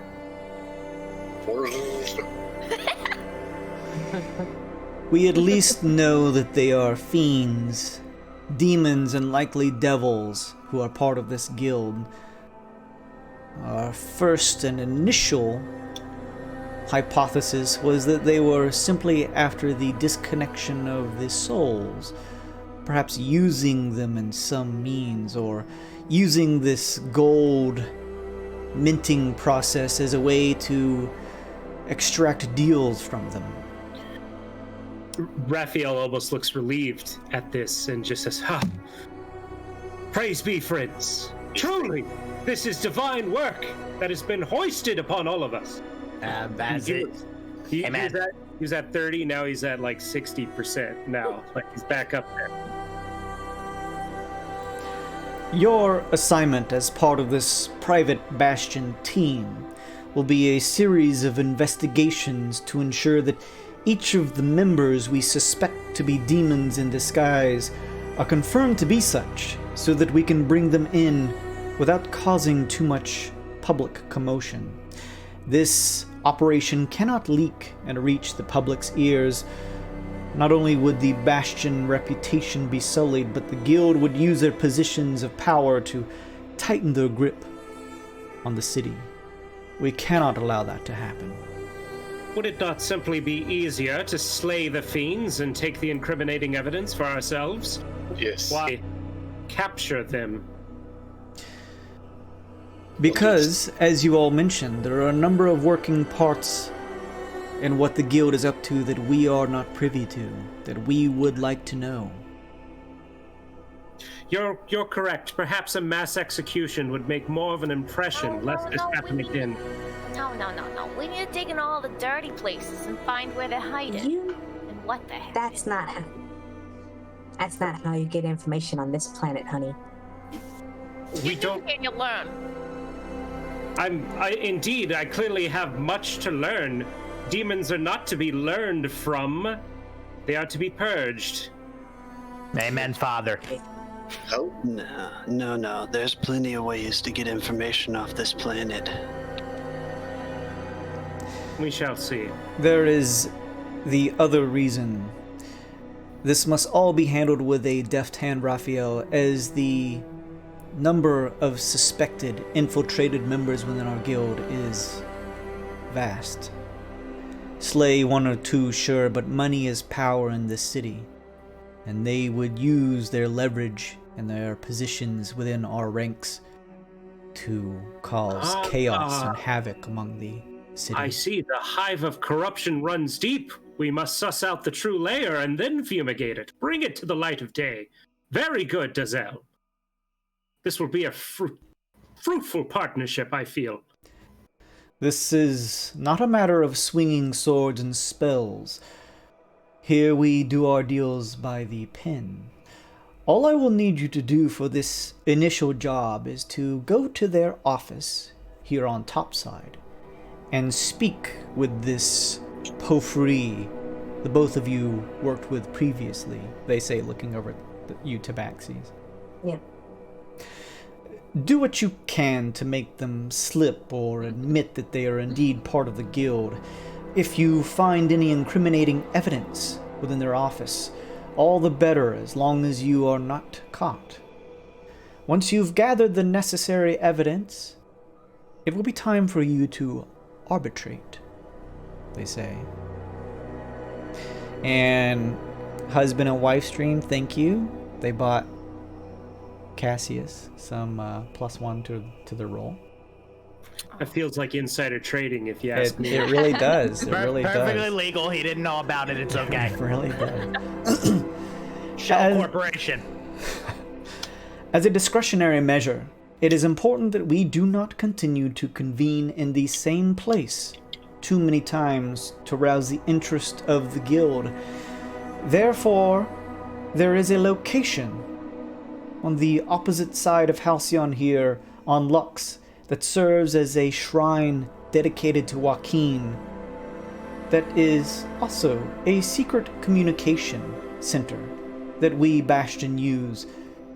Within its hidden room, a direct telepathic line to our members. The shrine is infused with a magic that only allows one to enter at a time, and no sound may take place on its hallowed grounds. We ask that when the time comes, when you've gathered your evidence and seen fit that you have the proper amount to turn in to me, you will all meet at the shrine to carry out your arbitration, though one of you may enter at a time. To access the hidden room, you'll simply need to use the personal Bullionaire Bastion badges you received, they say, pointing out some of the invitations that some of you have placed on the table along with wherever you've stored the badge, which is the card that you hold. You'll simply place that on the outstretched palm of the Joaquin statue located in the shrine. This will reveal the room attached nearby, and within you'll find an arcane device that will allow you to send a telepathic communication to us, letting me know that the job was done. It requires no spoken words. It will simply read your surface level thoughts, and we will receive the message, clean and simple. And, us, we, that's you, that's the Bullionaire Bastions, right? That's correct. Okay. Once I have received whatever information you were able to gather, I will take action to bring the faux Porphyry into custody for questioning. Any What questions? if there are conflicting accounts between this arbitration? After all, there could be those among us that are more duplicitous than others, he says, looking at a few members in particular. I'll let that. That's a good word, Father. I like that word, duplicitous. Yeah. Are you suggesting that there are those here working with the Bastion who would see to it that they use the arbitration device for some other means? Well, I'm merely saying that I do not know these people. I will work with them because that is the divine mandate that I have been gifted so benevolently. Divine mandate. So what is your end game here? What are you working here for? Purging evil? Certainly there's something involved for yourself. I don't know you well enough to tell you that. That's all he says. oh, well, Fair clearly he enough. doesn't like demons, so he's here to get rid of the demons. Yes, you've found me out. I am a witchfinder errant. Congratulations. Your detective work is astounding. Oh, what a sweetheart. I think, Father, there is a reason all of you have chosen to ally yourself with the Bastion. And you will see, even from the outset here, that we have spared no expense to ensure that you carry out these tasks properly and are properly rewarded. Oh. I see. Now that's cute. Yeah. If Porphyry does turn out to be a demon in disguise, we have many replacements available, but no one is perfectly fit for the job as Guinevere the Tabaxi. Guinevere the Tabaxi. We will be Yep. keeping most of our communications as remote as possible to reduce any suspicions with the guild. I have several tasks laid out ahead of you, but upon completion of this first task, you will be rewarded with 5,000 gold pieces as a entry-level test of your skills. 5,000? What in the world am I going to do with that kind of money? I needed a second apartment. Now, with all due respect, it was your royal dazzle, sir, ma'am, they. Oh. Vip Maxword, nice to meet you. Dazzle. Dazzle. Dazzle. Oh, just ask your question, Pixie. Is that 5 large for each? 5 large split? I gotta look out for my esteemed business partners here. Dazzle looks at you and says, Vip, who do you think we are? That is 5,000 for each of you. Yes. I knew I liked you from the start. Now, is that a starter sum? Is there more down the line? Y'all so greedy. Just It's not greed. The devil's in the details. As mentioned, consider it an... yeah, turn the stream off, we're done. Good night, everybody. Consider the 5 grand an entry-level test of your skills. Cassius, you may have heard rumors of this, but likely have not seen any of it firsthand. all right. Dazzle says, this money will be transferred to your accounts via badge, so no worries about physical collection. Dezo reaches into their vest and pulls out a gold cigarette case. They pull one out and attach it to a holder from on their desk and clasp 2 fingers over it. The sound of a match lighting is heard as Dazel lights the end and takes a puff. That isn't everything. You were chosen, the 7 of you, out of thousands that were profiled by the Gilderkins themselves. They see something in each of you, a potential that they were willing to invest in. The Gilderkin couple recently left Halcyon on an important assignment. But the truth of the matter is that they do not plan on returning. Oh. For generations they were under the thumb of the guild, and leaving all of this behind was their only real option if they valued their lives. Oh, wow. This is not meant to leave this room, but the Bullionaire Bastion is currently without a ruler. Before leaving, they have provided each of you an opportunity of a few lifetimes. Between the 7 of you, they have personally lended 10 prestige bullion to each of your accounts. As a directive from the Gilderkins themselves, you have been additionally tasked with the objective of proving that you can not only right Halcyon's wrongs, but also invest properly in its future. A single prestige bullion accounts for 10,000 gold pieces. You have now been. We're getting somewhere. And you said they're giving us 10 That's correct. each? You have been asked to use these 10 pieces of bullion and invest them properly between 3 of our most lucrative businesses here on Halcyon. You may not withdraw any of this lended bullion as physical currency until your assignments have been successfully navigated. Any amount that you gain or lose until this assignment is completed shall simply stay with you to further invest. Until then, you are allowed to use them as you please in the 3 companies to attempt to build your worth. Oh shit, Lazy just bought Alloy a package. Ooh. What's in the box? I'm sorry. What's in the box? Hang on, let's go see real quick. I believe roll a 1d4, Amanda. Yep. I know how to do that. There we go. Yeah, you got it. You get 3 bullion pieces. Ooh. Okay. On top of your 10, you now have 13 to invest. Lucky 13. And each is worth 10,000, you said? That's that what I heard? correct. $10,000 each. Or gold pieces, rather. Good Shit's job. rigged. Shit's always rigged. You're already an eighth of the way to being a millionaire.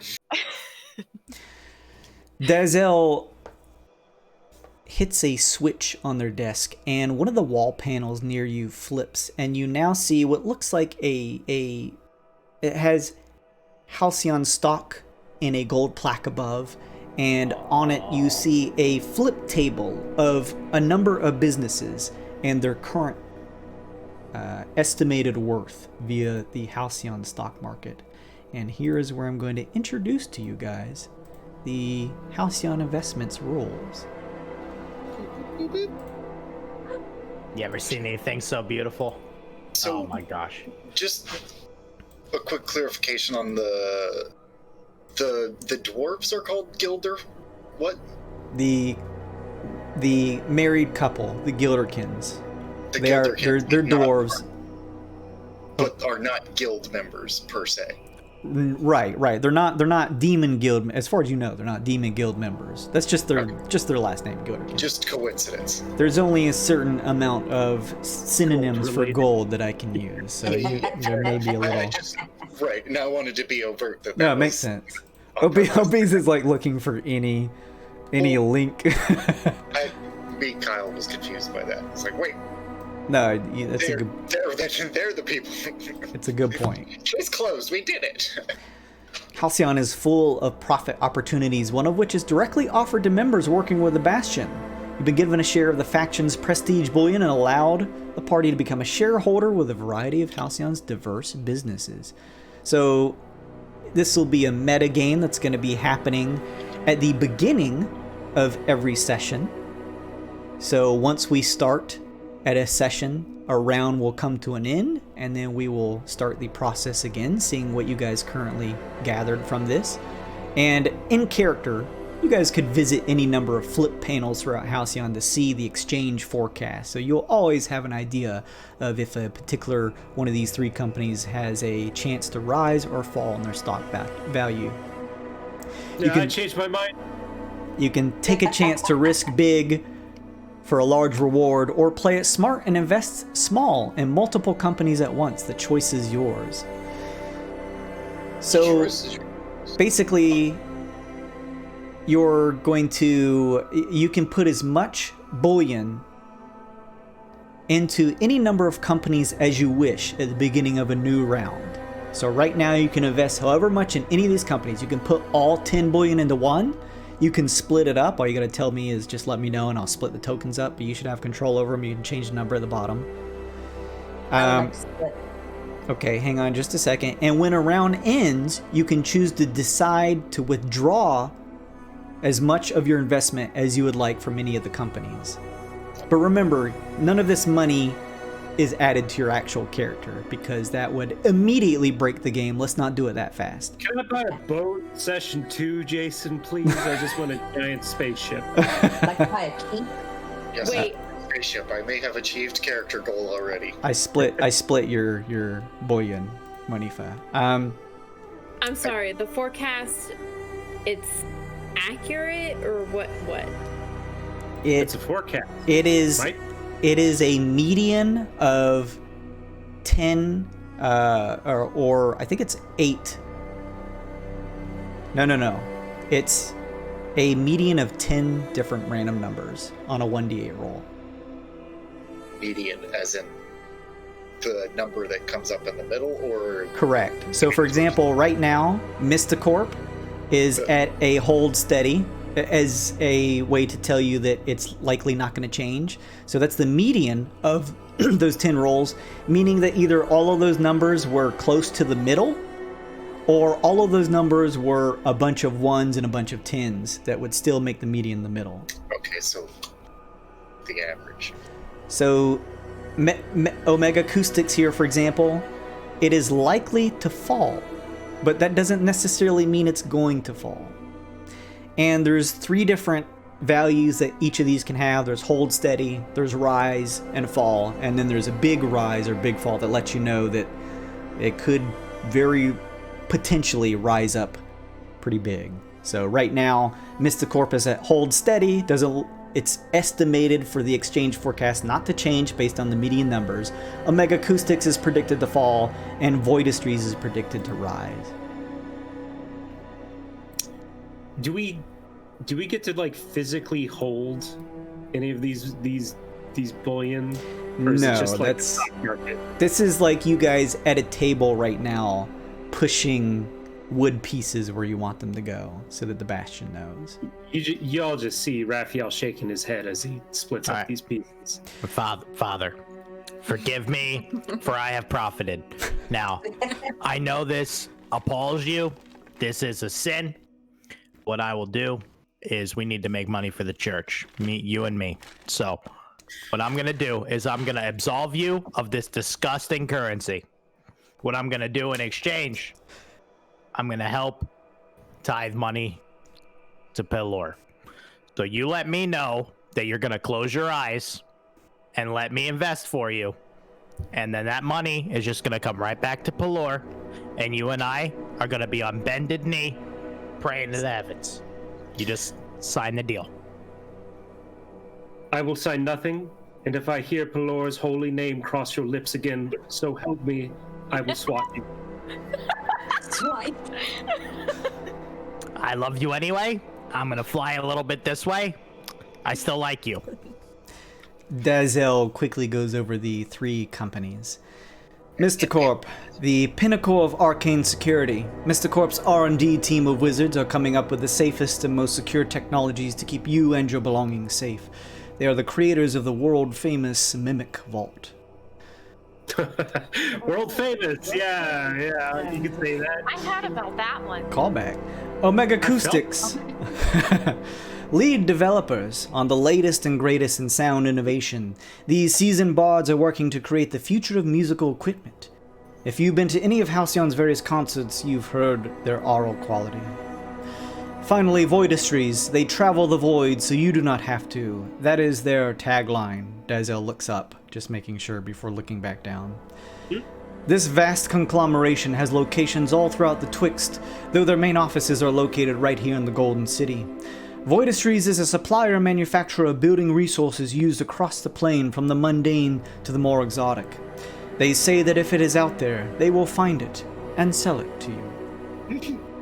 Nice. So, I'm gonna give me like 2 seconds. I'm gonna pop up. You guys put your bullion where you want, and let's make some predictions. Give me just a second. I need another token. How do we divide our tokens out? Here. So it's up to you. You could do some on all 3 if you wanted. Yeah, how do we? Because like, Karma just split into 2. Obese is 2. Raphael is 2. How do we? Doing it for us. Okay. Yeah. You just change your name to denote how many you're putting on each. Got it. Thank you. Get another beer. I'll be right back. This is probably Beer sounds good. almost literally why Vip was recruited. Literally to play this game.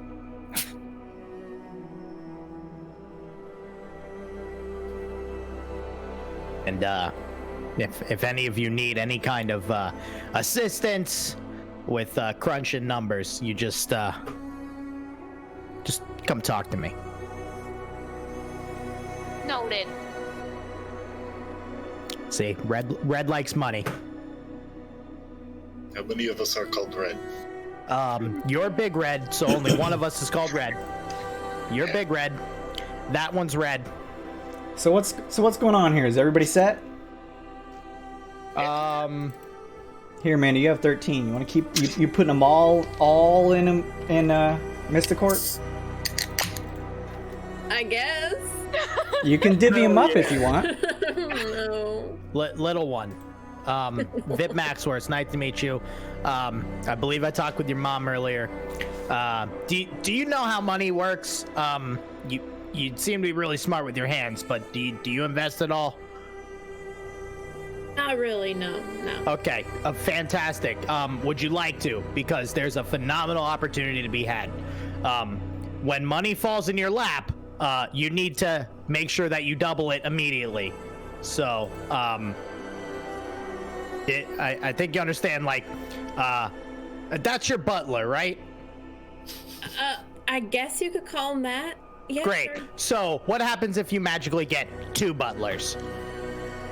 That'd be great, yeah. Okay, so that's like investing money. What you want to do is you want to make sure that when you have 1 butler, you turn it into 2 butlers. Follow?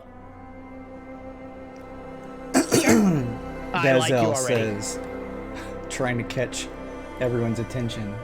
I have 13. Mm-hmm.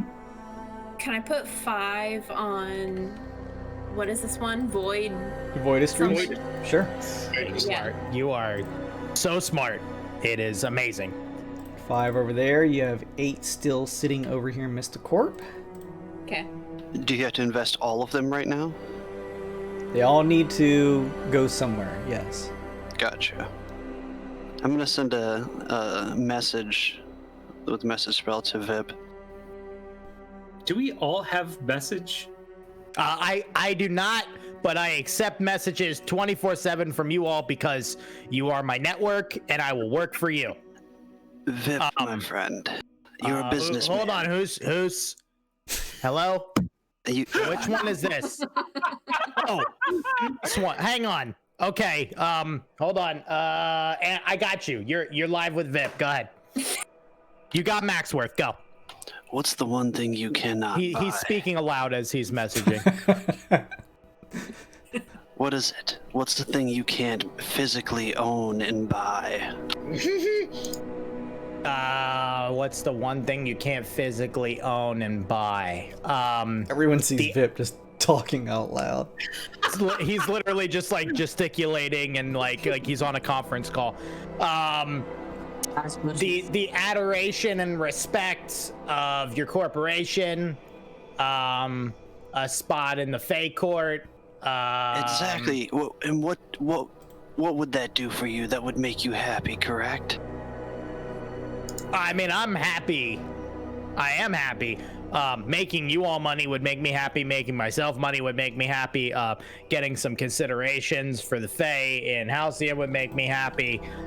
There's a lot of things that make me happy. There's a lot that makes me happy, Techno, but I am happy currently. Thank you for asking. I like you. Thank you for looking out for me. No, Mysticorp Tech can come and go. They have to keep up with it. Void Industries, buying things from the galaxy. You don't carry those with you.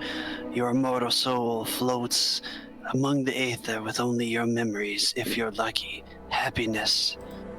Omega Acoustics, I'm telling you, invest, my friend. It's money. Happiness is the key to your soul. Happiness is the key to my soul, and I'm feeling the lock being twisted right now. Now, I'll counter you with this, okay? Listen when I tell you, they don't make any more land, okay? That's a precious commodity. What is this? What are you doing, buddy? What? Oh. You're talking. What are you doing? Wait, what? Oh, I'm providing information. Weren't one of you asking me for information? I was providing information on investments. That wasn't one of you? Maybe I'm hearing things. Money speaks to me, and I answer it. I love money. Invest in entertainment, my friend. Oh, I love being entertained. Yeah, push one unit against everything I've ever known and taught into Mega Acoustics. You wait for it to crash before you buy it, because you don't want to be left holding the bag. That's for suckers. Nobody in this room's a sucker. But put one unit on there anyway, just so we look like we're a sucker. That way, for appearances, that way we're the hero story on the way up. Yeah. You shut up. If I put one unit in it, will you shut up? Yeah. Right, done. It's done, Vip. Hey, it's done, buddy. Shut up. I like you, Red. I made you a copy, Red. Thanks. As Vip trails on, Dazel begins to speak over him. Watching you all push your separate pieces, making your estimates and bids. At the end of these assignments that I will be sending you on, once your contract with me is fully completed, we have taken care of this demonic menace. We will tally up the highest earnings from each of you. The individual who prove themselves the most adaptable and able to prognosticate the fluctuating market to the best of their ability will have everything the Gilderkins could ask for in a new Bullionaire Bastion leader. At the end of all of this, one of you, and only one, will be the new ruler of our faction.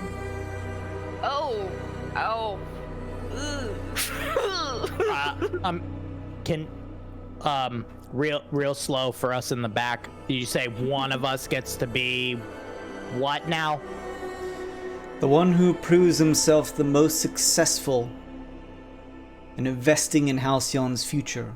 This as a test with your prestige bullion. When our assignments are done, I will tally up whoever's earned the most. They will be christened the new leader of Bullionaire Bastion. I'm gonna message Obi. I don't like this. I don't like this. This is wrong. This isn't right. Something fishy. This cannot be the group of. This is. Yeah. We gotta keep our eyes out on everyone. This is weird. Something weird's about this. Yeah. Dazzle, from your lips to what I'm not allowed to say anymore's ears. I love you, and we're gonna make this happen. I'd like to take an insight check on that. Sure. I'm gonna use my ring. I just want to know if they are telling the truth on that, if we are truly going to be crowned leader. Sure.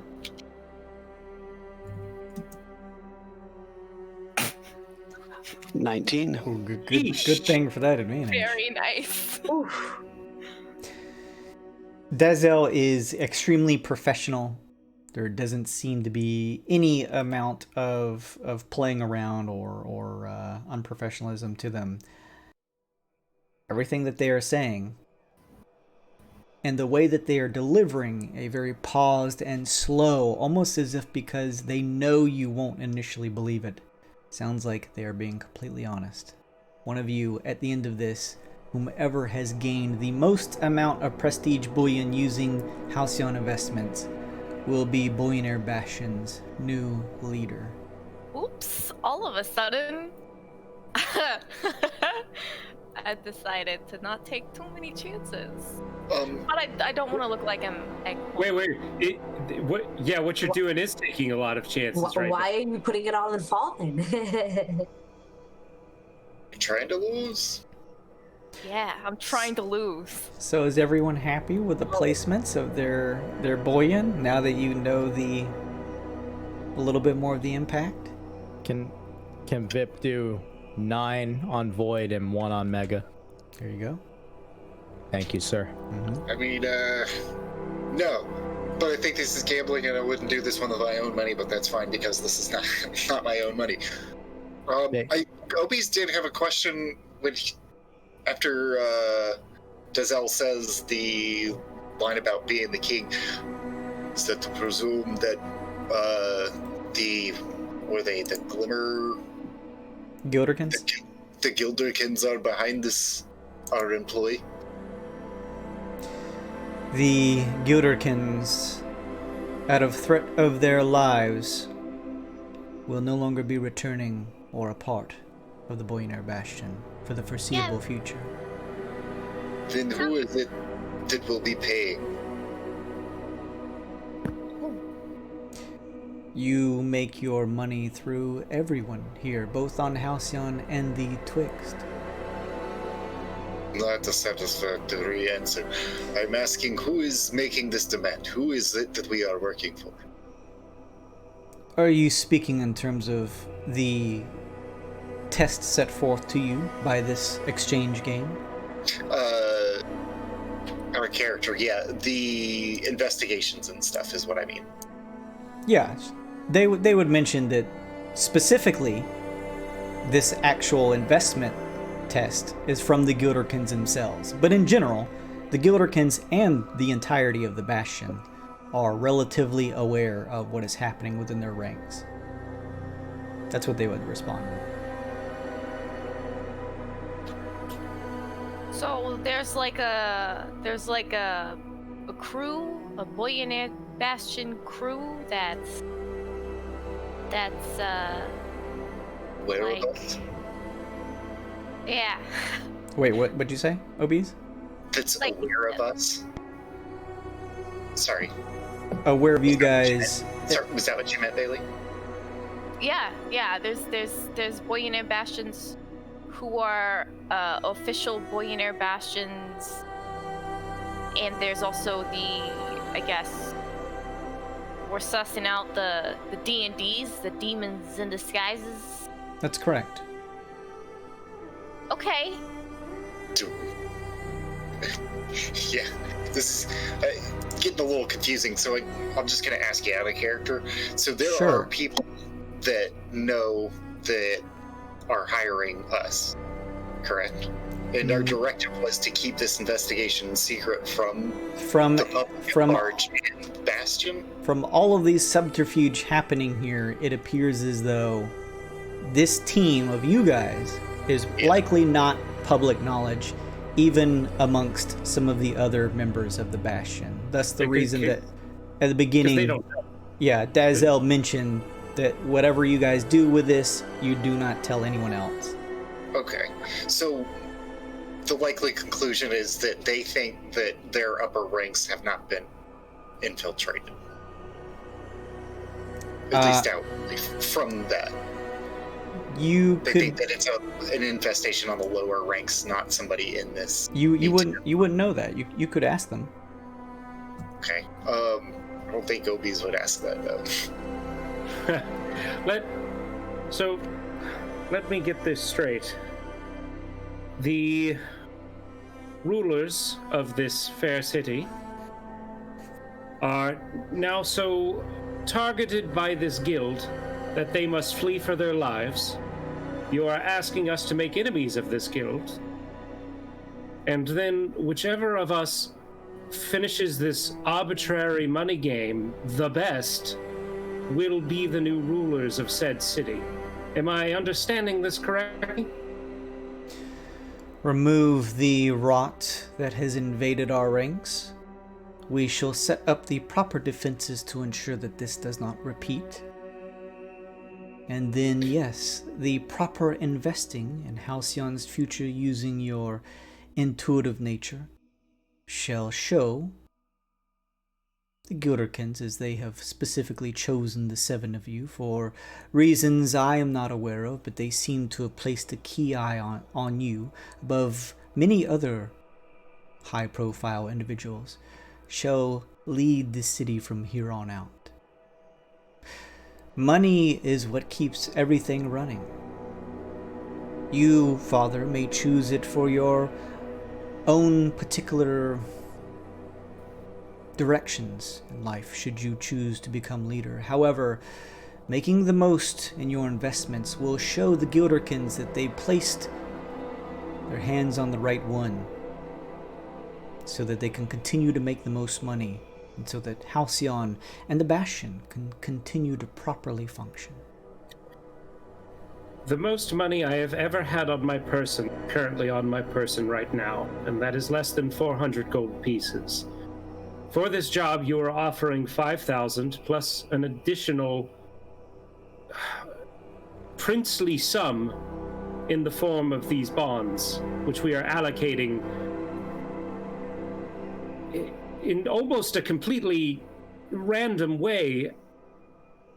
Just one of these could have fed an entire village of children for years. The downtrodden, the destitute, the sick, and we are playing with them like checkers on a chessboard. Father, think of it this way. What is this place but the golden beacon of the galaxy, if you will? Think about it. You win, you're the leader, you devote it all to the holy man himself, and this becomes a place to punish the sinners, the heretics, if you will, and may all that gold rain bread on every plate of everyone who needs it. This could be the safest haven in all of the Twixt. Don't tempt Amen, me. father to father. He says, that beacon outside you speak of, that sun is fake. But, Pelor willing, perhaps it could be something more. I cannot see the future, nor do I pretend to, but if fortune favors me, then perhaps you are correct. The sun is fake, but the hunger and the poor is real. Yes. Father to father. Father makes a good point, Father. What if that village of hungry babies that we love so much that we wish they weren't hungry never had to lift a finger in their life to eat or have sustenance or shelter? Father, follow me, that if by the divine hand we could make it that they never had to struggle and had all that they want, wouldn't we want that blessing? Amen. I mean, if you don't, even one of us, well, we might just eat the babies ourselves. I don't necessarily understand what that blessing is, Father, about eating babies, but I'm sure it's a metaphor that escapes me. Going in the notebook right there, that's a... eating babies. Dazel says, you bring up some interesting points, Raphael, and hopefully now you see the full resources at hand to the Bastion. Look at the amount of opportunities one could change the future for one brighter. I suppose there is wisdom in this. All the Very more well. important for you to play this arbitrary game then, so that you could potentially instate these changes should you become Halcyon's ruler.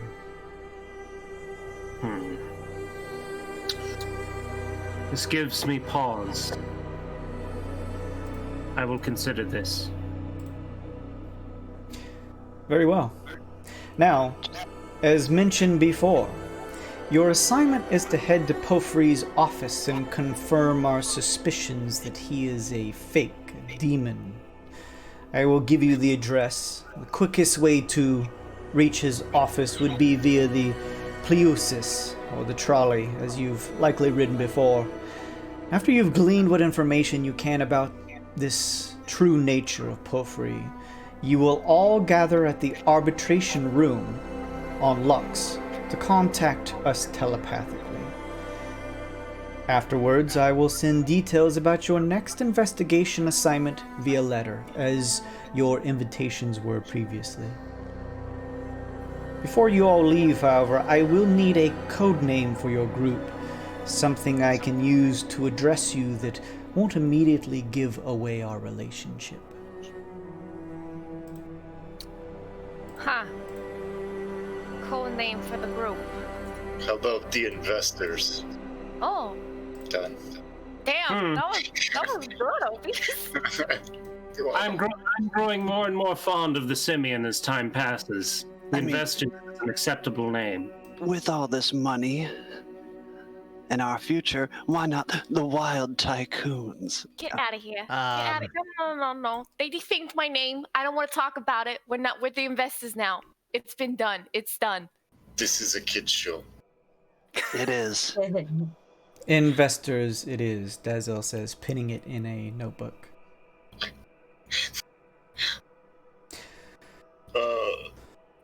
Literally thought about it as you were saying it. I just looked up all those gold bars and I was like, well, investor seems pretty apt. Hey, don't say much, but when he says something, it's always good. How about the Merry Men? Ooh, I like that one too. That one's fun. That one's fun on a lot of levels. I'll make I sure don't like that one so much. I'll make sure to screenshot each of yours investments to share on the Facebook page so you guys don't forget, because that's a page that we have to jump back and forth to. Mm-hmm.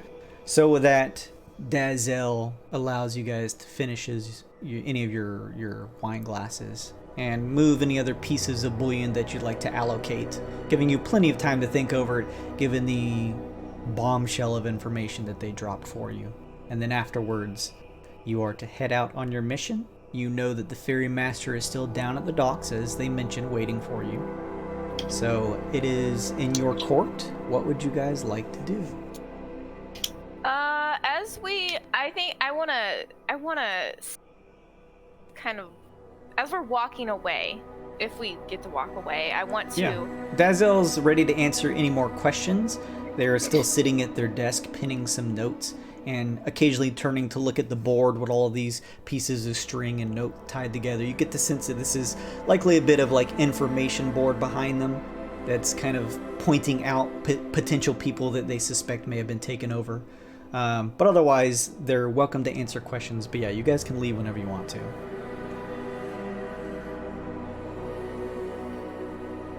I don't have any questions for them. Okay. I want to take Raphael. I don't want to take him aside, but I want to like whisper to him. Not whisper, but like kind of lower my voice as we're walking out. I think you can just do that. Let me find. Yeah, Vip will float on over eye level to Dazel. Okay, whispers. Listen, I want to say you're a phenomenal host. You gave us everything we could ask for and more. You're a phenomenal host, I'm going to reiterate. And once again, thank you for helping us get invested. How do we get in touch with you in case we need to do more of this? The pleasure is all on the Gilderkins for choosing you for this. But I appreciate it. In terms of contacting me, Once you've gathered the necessary information of what you could from this porphyry, you're to head to the arbitration room and simply send a message that we will receive. We will move from there, and I will be contacting you again via letter. There will be no direct line to me. I respect that, but in arbitration, if I were to maybe give you a positive review, does it help you in any way, shape, or form? There will not be enough time. Whatever your surface level thoughts will transmit, and that is all. You're in my surface level, bud. I like you. Thank you for everything. Dezel nods. So, sorry, was Oh yeah. So Raphael, the whole feeding the babies, making it a safe place sounds really, really promising. But you have to keep in mind that no matter where you go, if there is money, there's gonna be greed, and there's always gonna be a fight for power, no matter how peaceful a place is. So just keep that in mind. I am not so disillusioned to ignore the crass opulence of this false plane. Oh, good. Okay. And I will remind you to keep that in mind. What? I don't think you're dumb. I mean, kind of think you know what? You're right.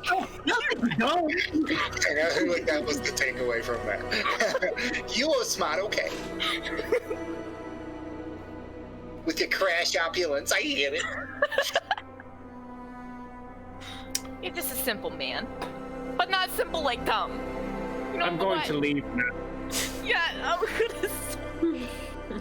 You guys can start leaving the room whenever you're ready. If you have any other questions, you can ask Dezel. Otherwise, you can head back out of the estate. I have a good question. Sure. For other than what was the peak? Porphyry, yeah. After we do that in the arbitration, is there anything else we need to know? Like, is there a base of operations that is already established for us, or do we find one on our own? That sort of thing. Dezel relays to you that secrecy is the utmost value here because they are infiltrated within. So Sure. There is no... Dezel would tell you, if the time comes, I will summon you back to the estate. Otherwise, our contact will be remote, and then I will be the one initiating via letters to each of you. Obese breathes heavily at that. Don't be rude.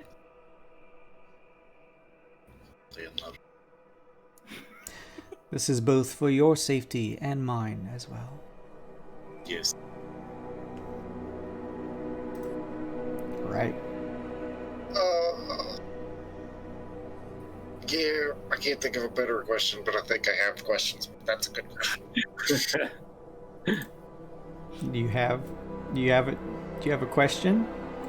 Oh, I'm sure I do, but no, I can't think of any. Not Okay. any good ones. Okay. Does everyone leave the room? Bye. Yes. Please opens the door for everybody to walk in. Oh, thank you.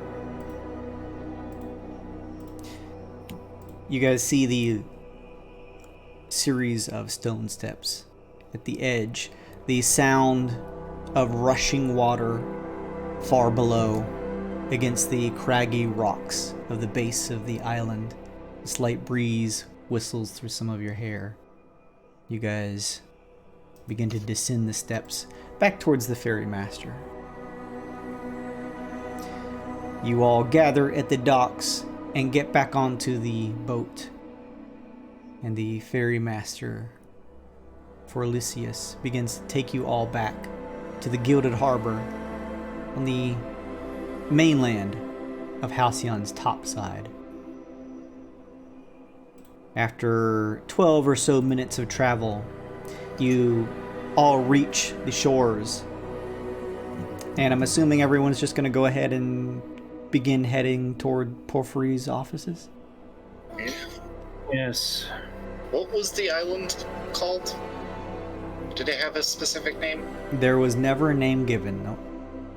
I'll ask the ferry captain. What do you call it? What is it? What is this place that you call it? He looks out for a second and says, I would call it no one's spot if I were smart, but it is Dazel's estate. Let's see.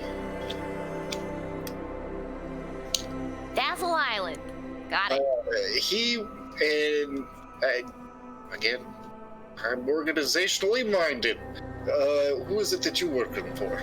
You work for Dazel, or you work for Bastion? Bastion as a generality.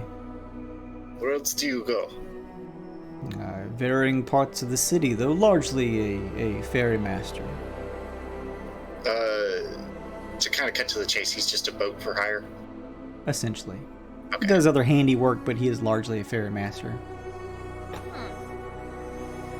I walk over to Aloy. I approach Aloy, and I say, "You there, small tabaxi. You arrived with the larger tabaxi. What is your relation again?" She's my mom. Oh. The pixie mentioned that. I thought he was full of... Never mind. You don't see the relation? My ginger cat and this like totally different looking like black cat. Of course I do, child. Forget it. Yeah. And I just kind of write something really quickly and kind of awkwardly like walk away.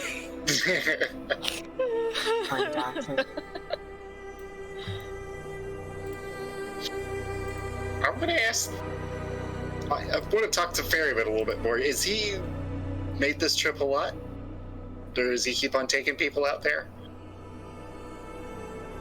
He looks back and forth and leans in a little bit and says, not many. Good to keep some things under wraps for certain assignments. Oh, shit. I'm gonna try to sit towards the back of the boat and message OBs. Kind of subtly. If it's you, what would you do? What would you do with this place? With what place? Say you were the one to win, you were the one to run this place. What would you do with it? Leave. Yeah, me too. Very well. I will. OBs will. It doesn't have to happen right now, but as we get off, he's gonna tip the ferryman 5 gold and say we'll keep in touch.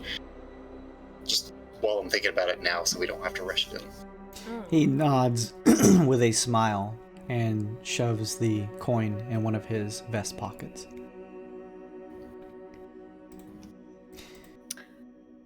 Karma, you doing anything? Oh, no, are we leaving? You guys begin to head through the topside streets that bustle with commotion.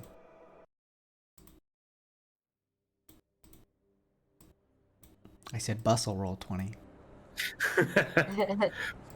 Bustling? Merchants, nobles, and businessmen litter its streets, gathering together at the Pelusius, which is a trolley. Its long brass frame is accented with winding golden elements. Large circular links clamp tightly to a steel rail that hangs above. Think of it like an inverted roller coaster like Montu.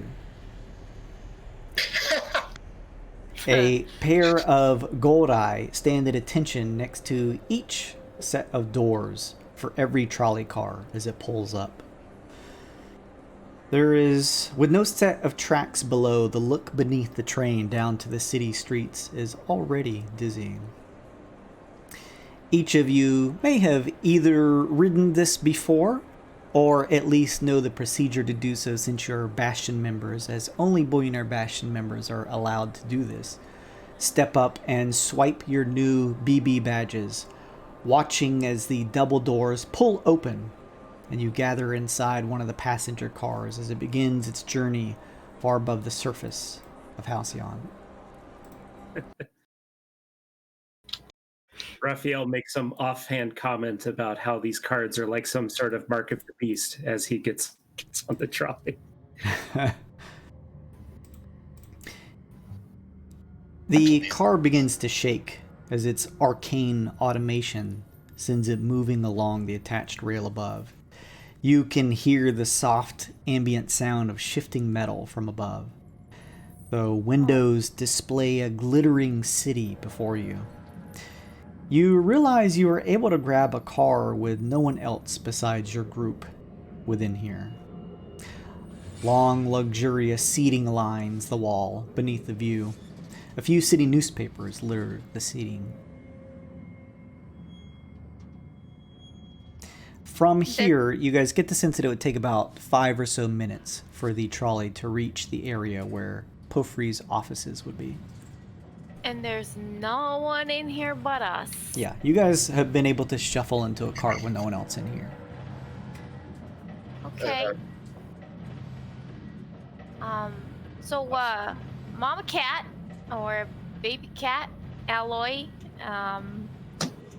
what was this Pofri like?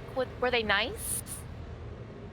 Well, at the time, yeah, he was fine. He was an Eidolon. He hired us to make sure his vault was secure. And was it secure? There were some vault vermin, but yeah. The Vorax. Oh, the Vorak. Oh, those are horrible creatures. So, you guys... God damn it. Yep. But while we were there, actually, we had seen some of these gold people. Oh. That had them in the vault. Oh. Huh. This was in Pofri's vault? Mm-hmm. And they looked like the Pofri that we just saw? Yes. Mm-hmm. Couldn't tell any different. So then, we are to assume that this Pofri we are traveling towards is a fiendish imposter. Pretty sure. It seems that way. We gotta play it cool. We can't just outright, go after this person. We gotta, we gotta let him slip up somehow. Oh, I see. You see Raphael unhook a lantern on his belt and put it into his backpack. These, statues, did you find them, were they hidden? Yes, they were behind. Well, they were behind a wall that was broken down. I wonder... Out of character. I wonder why he would send you into a vault to see the thing that he's trying to hide, but it was hidden? It was supposed to be. Okay. But the Vorax, broke down the wall, so we kind of... Oh, it was the... Okay, well, if they made of gold, it makes sense, because they eat gold, All right. Yeah. We might have a bit of proof already. Come to think of it. And I pull out from in my dress folds. Gross. Ugh. That's a gross thing to call it. I pull it from my fold. I'm sorry. It's she pulls out. I pull out a little golden finger. What the? Where did you get that? Well, I might have taken it from the vault when we were there. I told you not to take anything. Well, it seems to have come in handy now, doesn't it? You always do this. Every time. It always works out. Thievery has a way of catching up with you, Tabaxi. You should heed your younger ward. Obi's extends a hand. Would you pass it to him? Vip also extends a hand. Choices. you would like to hold it and smell it? No, I'm just The kidding. two of bees. That's awful. That's awful. That's it. No. I'm done. No more. No more. I promise no more. Are you a father as well? Because that's You said divine that you were gonna providence. pass it to- You're gonna pass it to a... Yes. The two of bees. Okay. I forgot how I decided that this looks. Oh, his eyes turn black and starry. I cast detect magic on it. I can see any auras on the magic on the finger, and I also know its school. Here's a question from either of what any of you guys who've run a D&D game. How do you rule something that may have had a magical effect cast on it, but is otherwise? Would you rule if someone was magically turned into stone from like a Medusa creature? Would there still be an aura of magic on the statue? Depends on the monster. Yeah. I mean, that really depends. How powerful the magic, I would say. Yeah. If you were like transmuted and that was it, you're just stone or just gold. But if it was like a kill the creature and it reverts kind of thing, there might be some. Yeah, in this case, I'm going to say obese is your eyes darken. You sense any scintillating aura coming from this golden finger that just seems to be like curved a bit. And you get nothing. All right, I got you something. I take my hand out and wait for Obese to hand me the finger. I pass the finger to my right hand side. All right, I cast Identify on the finger. Oh, weird. It's a finger. Yeah, that's what it Made of gives gold. me. It's Read the text of it real quick. Sure.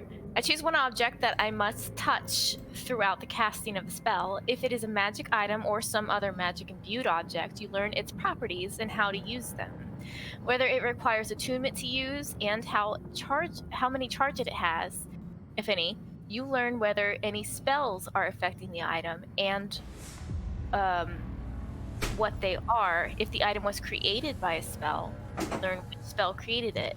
If you instead touch a creature, if you instead touch a creature throughout the casting, you learn what spell, if any, are currently affecting it.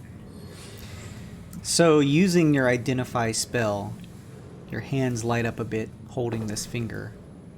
You get no information that clears in your mind in terms of any magic incorporated with this or anything like that. However, you are able, using the Identify spell, to gather that this is likely worth, this finger is probably worth like 25 gold.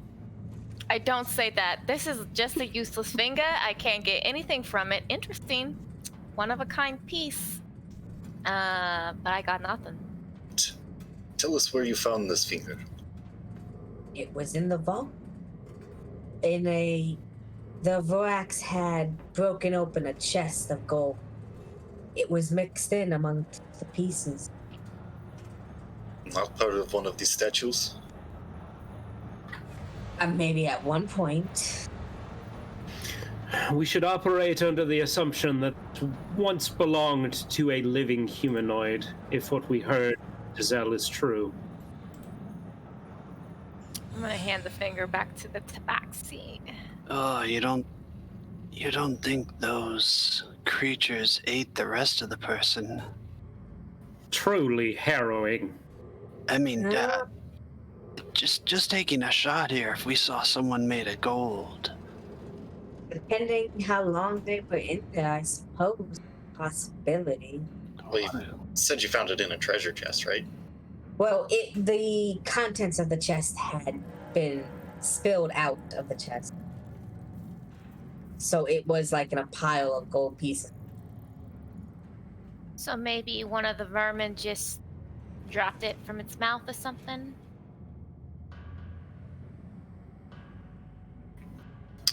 Maybe.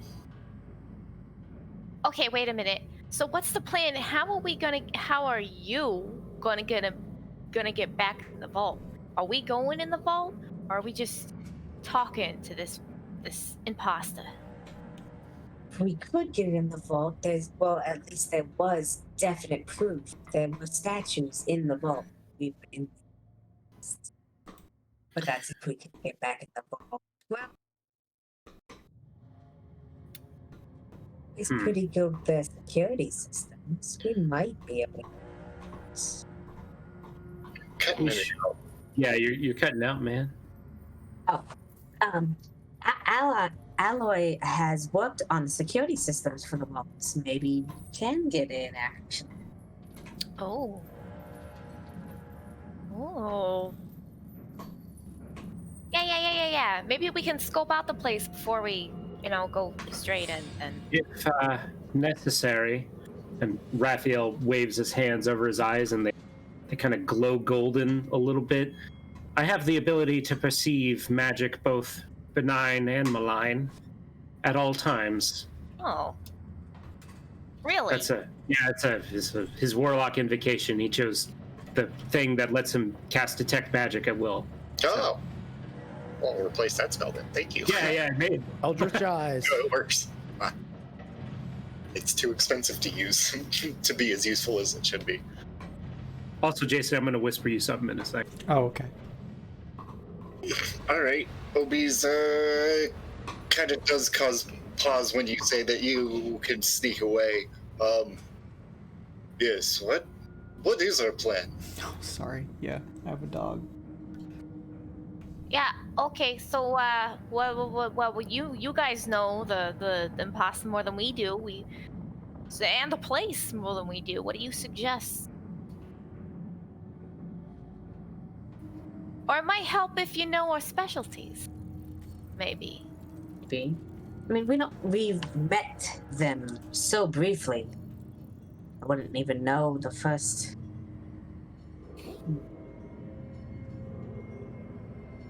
Well, do you know what were they like ahead of something? Were they part of a group? Would we have known that, Jason? I don't know. No information for Porphyry was really shared to you. They were just one of the many clients of Bullionaire Bastion and had some of the benefits of the faction awarded to them. Oh.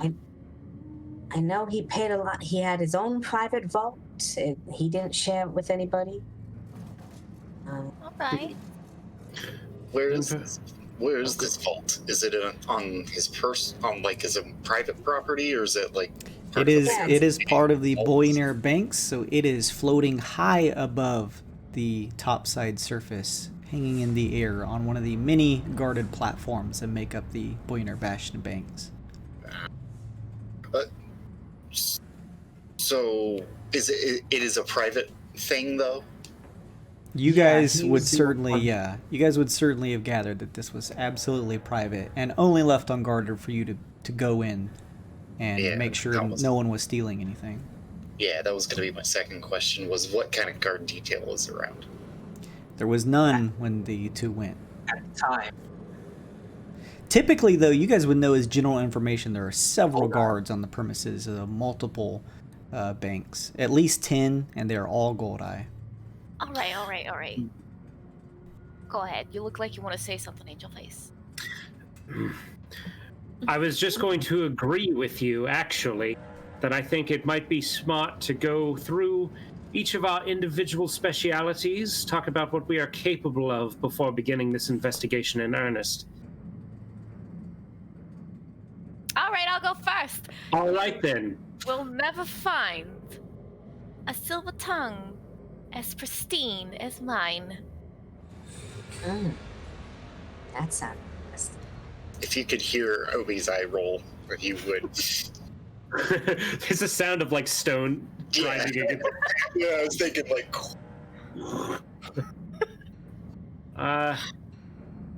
Well, then, all right. I was hoping for something a little more descriptive than that, but I suppose that will work. I'm a good talker. I can talk to anybody. Listen, if you need a distraction, if you need some intimidation, if you need some little bit of deception, I'm good at that. I am really good at that. Not that I would... Raphael writes something in his book.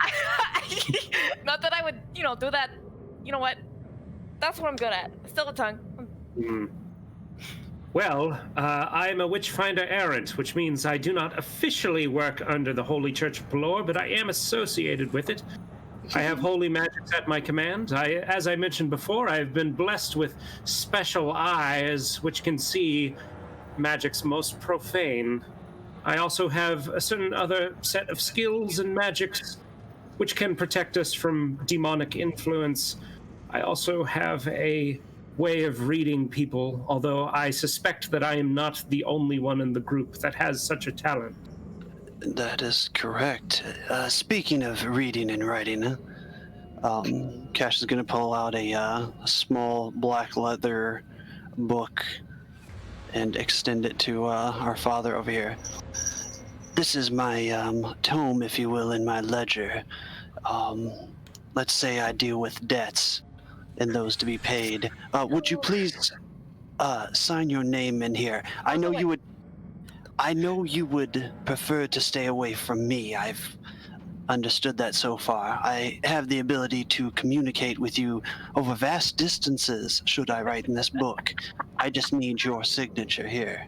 I will never sign your book, Devil Blood. Oh, wait a minute. That's the reason why you won't sign his book? Very I well, wouldn't be a very good witchfinder errant if I did. You know, we're not actually devils. You know that, right? We're people. We're people just, you know, kind of like So the your common person. parlance seems to indicate. Oh, you are looking for a fight? I'm not gonna fight you here. I Whoa, don't whoa, wanna... whoa! There's no money to be made. We didn't even get through all of our abilities before we started fighting. Cash is going to close the book and say, well, very well. Expertise in reading people, games of chance, so to speak. Blessings from the gods, I guess you could say. Should we get in a pinch with combat or foes or whatever you wish, I might prove of some use there as well. Subtlety, but I guess we'll just have to stay extra close, Father. I like Cash. He seems like a power bottom. Oh my God. Raphael doesn't like him, though. Raphael hates him. Oh, shit. What? Nothing. Rock Daddy. Gay cats. Well, I am the one you come to if you need something procured without anyone else knowing. I can get in and out without anyone knowing I was ever there. You got sticky fingers. That's what you got, right? One or two. My My I'm also fingers good with have that. a lot of talents. Oh, you and me. Wait. I always end up saying things at the wrong time or the wrong way. I was gonna say you Oh, and no, me it's should team up sometime, but wait a minute. You gotta wait Tell a me minute. when. All right, little kitty, what are you good at? I work on things. I guess I work on the vaults. I mean, I make things.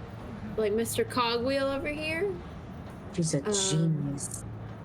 Cogwheel stands up Yeah, straight and gives you eats a salute. Oh, he reminds me of someone. Is I gotta look at Opie's. is that thing alive? I mean, what do you mean, alive? I mean, he helps me around the shop. I love And you- Mr. Cogwheel. And you created this yourself. Yeah, sure, I'll build him. Fascinating. If only your mother was so industrious. You better watch your mouth. You don't know us. You don't know none of us. Just I watch don't stuff. know you yet, but I'm starting to get a good idea. Yeah, same. How about that? And what about the Fey folk? Please tell us what your contribution shall be. Father, I thought you never asked. Now, originally you banned me from talking about the divine inspired above, but in Redacted's best interest, I make money. Now, granted, you may not like that I make money, but I make money. And I'm good at hiding, and I'm good at being quiet, and I'm good at flying, and I'm good at getting places, and I'm also good at making deals. Now, if you need a deal made, I'll get the deal made. And hey, good brother, if that whole book deal comes rent-free, sign me up, especially if you get me front row seats to that Silver Tongue concert going on that they talked about earlier. This group's too thirsty. I don't like it. Interesting. Please sign here. It's free and clear, no annual rates. Low APR. APR, we're talking annuals, residuals, disposition fees. We talking anything here? I just gotta sign my name and you can talk to me whenever you want. Can I talk to you? Yes, I simply write a message in the book, you hear it in your head, and then whatever you would like to repeat back in 25 words or less shall come onto the page and I will be able to read it. I like it. I like it. How do you feel about pillows? Too many ruins a bed, not enough ruins a bed. All right, if you're willing to stand on this pillow right here, I can sign my name in that book. This one has a very keen eye, and this one can tell. I don't know. I'm doing this one, and that's the wrong character. I have a very keen eye. I am always prepared. I always spot when things are going. He looks at the pixie. Weird. I have an eye on the future and an eye on the past. I have seen the mistakes you will make, and I will save you from. I'm good at guidance and shit like that. Perhaps you would like to sign as well. You seem to be paired up with your friend over there. Yeah, go ahead, sign the book. Oh, Sign it. Go ahead, he sign said the book. while you were talking, I will not. Oh.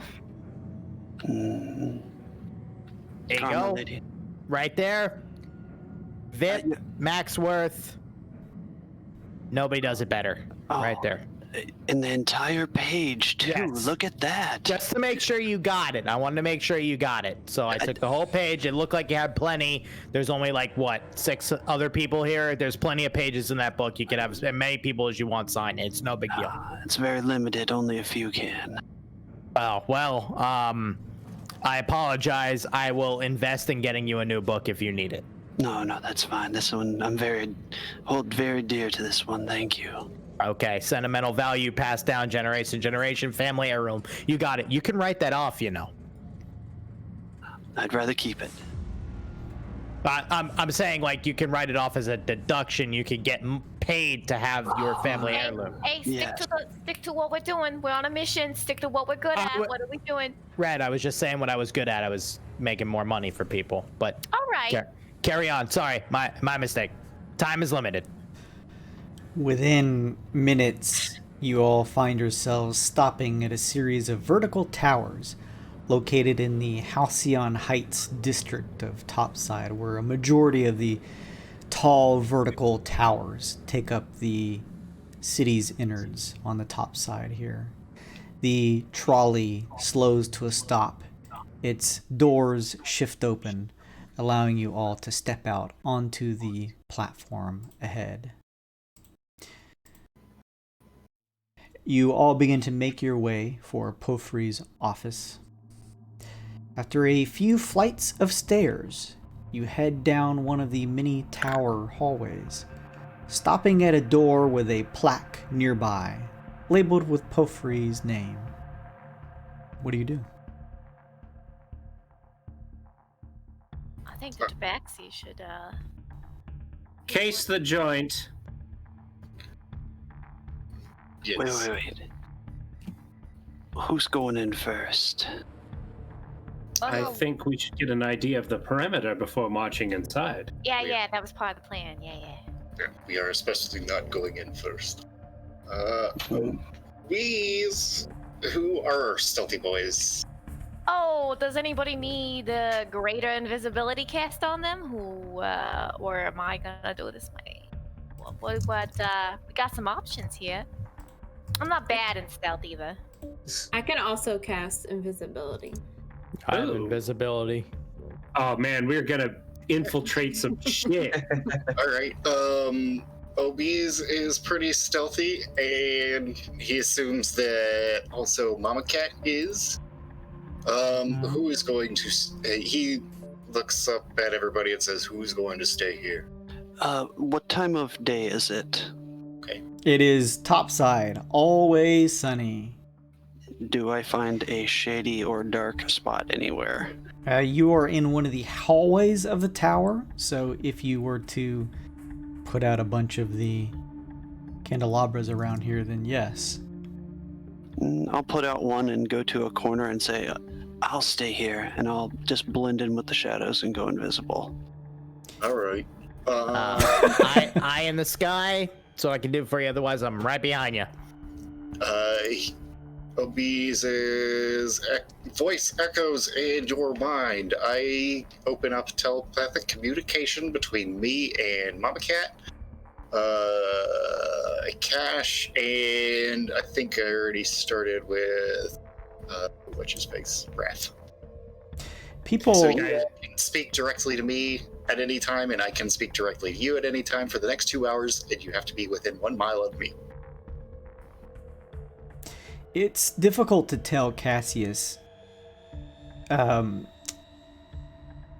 because of the workflow that happens here. There is the top side of Halcyon, or the top of the coin, where the artificial sun is, creating a perpetual daylight. Most people do their business here, and then when they need to rest or relax, they go down to the bottom side called Lux. But because of that, people sort of work off their own schedules. So you're not exactly sure if this would be a particular period of time during the hours of which this Porphyry may be actually at his offices or not. You don't know. Gotcha. So wait, I'm sorry. Is the door like locked or? No one's checked. Everyone's standing outside in front of the door. Can I check? What do I need? You well, are you just touching it, or do you want to like investigate with some tools or something? Yeah. Sure. Tools, yeah. I mean, it's up to you. You could literally just grab and try the door, or use some tools. It's up, whatever you want to do. What would Alloy do? So, well, go ahead. yeah, the usual protocol for doors is to do like some sort of visual inspection, like an Arcana check or like a tools check, and then try and like open it. That's what I was thinking. Can I do Arcana? Sure. Alright. You're on mute, Luke. 24. Never mind. I was gonna say, I should do Bardic Inspiration. That's the first time I'd be able to use it. You didn't need it, so we're fine. Needed. Alloy gives the door a once over, holding out a hand and trying to sense for any sort of magical auras that may be infused in the door or enchanted on it. You don't sense anything. It seems like a door from your Arcana check. To check for physical traps, I could use thieves' tools, right? Mm-hmm. And a sleight of hand check. Yeah, sure. Oh, now that I do not condone. However, seeing as how we are doing this against fiendish forces, I will look the other way this time. You're inspired. Bardic Inspiration. What's the dice size on it? D8. You can... I mean, you probably don't need it, but you could use it if you wanted to. What's 9? Look at that. Manifa, you kneel down and unravel a kit of tools and begin to break them out and test the door. After a minute or so, the door does not seem to be mechanically trapped, and with that check, you are even able to determine that the door is not locked. Okay. I want to do a perception to see if he's in there. How do you do that? See if I can hear anything. Maybe put my ear up towards like the door. Okay. Go ahead and give me a perception check. With my proficiency, I'll give you advantage on that check. From now on, I'm going to make those checks. And I'll add that bardic inspiration though to it. Okay. It was D8, right? Yeah. Well, So 17 seven. overall. 17. You put up a big furry ear to the door and listen in. The hallways here of this particular Halcyon office, or a Bullionaire Bastion related office as well, is all inside here. So there's not many people moving around. It seems like most people, if anywhere, are in their offices. So it's pretty quiet. You put an ear up to the door, and there's nothing at first, but as you continue to listen, you hear the occasional shuffle of what sounds like parchment or paper. Alright, I'll go back to the group. It seems he's in his office. I'm not sure this is the best time to investigate until, unless we can maybe distract him. Maybe you seem to be quite distracting, beautiful. Sorry, go ahead, respond, then I'll say. Oh, no. I mean, she's not wrong. You just stand there cheesing. What is the plan exactly? Because the vault isn't here, right? No. So, what is it that we are doing here? I'm guessing we can try to talk to him, see if we get stuff out of him that way. Dazel had specifically mentioned to go and speak with him. I have an idea. We need to. It's our thoraxes are the most. I mean, they come back. They always come back. We gotta do another inspection. He's gotta show us around. There's a nest. There's a nest in there. We gotta find it. I mean, you guys are good at what cat vermin. There's a reason why we hired you, but we gotta do a follow-up. Because that's how, I mean, did he know that, did you guys go in telling him that you were, Well... Yes, what is the nature of your job? Who hired you for him? Well, he enlisted us through the Bastion. We work for the Bastion. Oh, great. We work for the Bastion, and the Bastion never doesn't not do follow-up. So, Thoroughness says that it's called. Yeah, we gotta go do a thorough inspection. Out of character, is that something that Marifa could convince? I'm gonna try and enhance ability, whoever's gonna try and do the convincing. So is that something Monifa can do, or is that something we're gonna let Karma do? I can try it, or I can help. I mean, I have a +6 in persuasion. Bardic spoke. That's not the right one. That's a D8, not a D10. Is that the only charisma score you've got decent in? Because I'm thinking you're gonna need deception too. I have a +6 in deception as well. Okay. All right. If you OBs will look at you and trace I can't remember what the charisma one. I think it's an owl. He traces the constellation of an owl above you and Nice. casts enhance ability. You have advantage on charisma checks.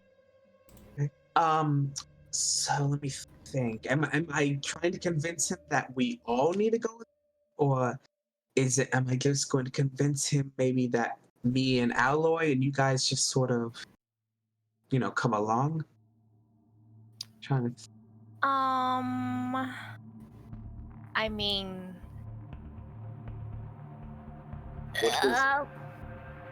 What was his reaction to you before? Well, I mean, again, he knew we were going.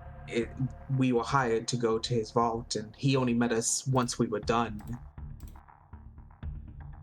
And he was expecting that there should be 2 of you, surprised there should be more of you, thought there should be less. No, he knew. I think he knew they were sending the 2 of us, right, Jason? Yes. Yeah, he knew it was us. I mean, I checked the doors.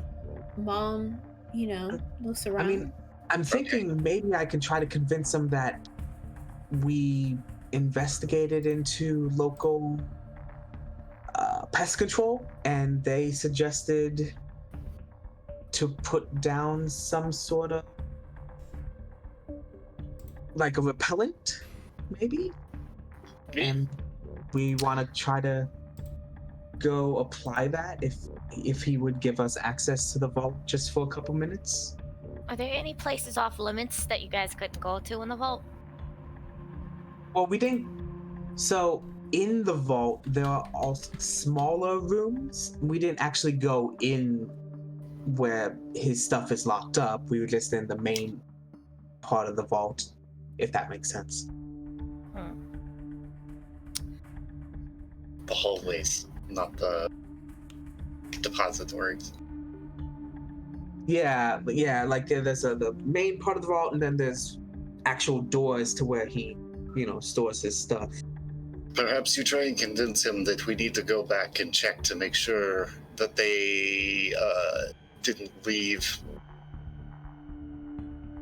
behind. Yeah, I don't know. It's a good angle, but you got an advantage on your charisma check, so good luck. All right, you guys,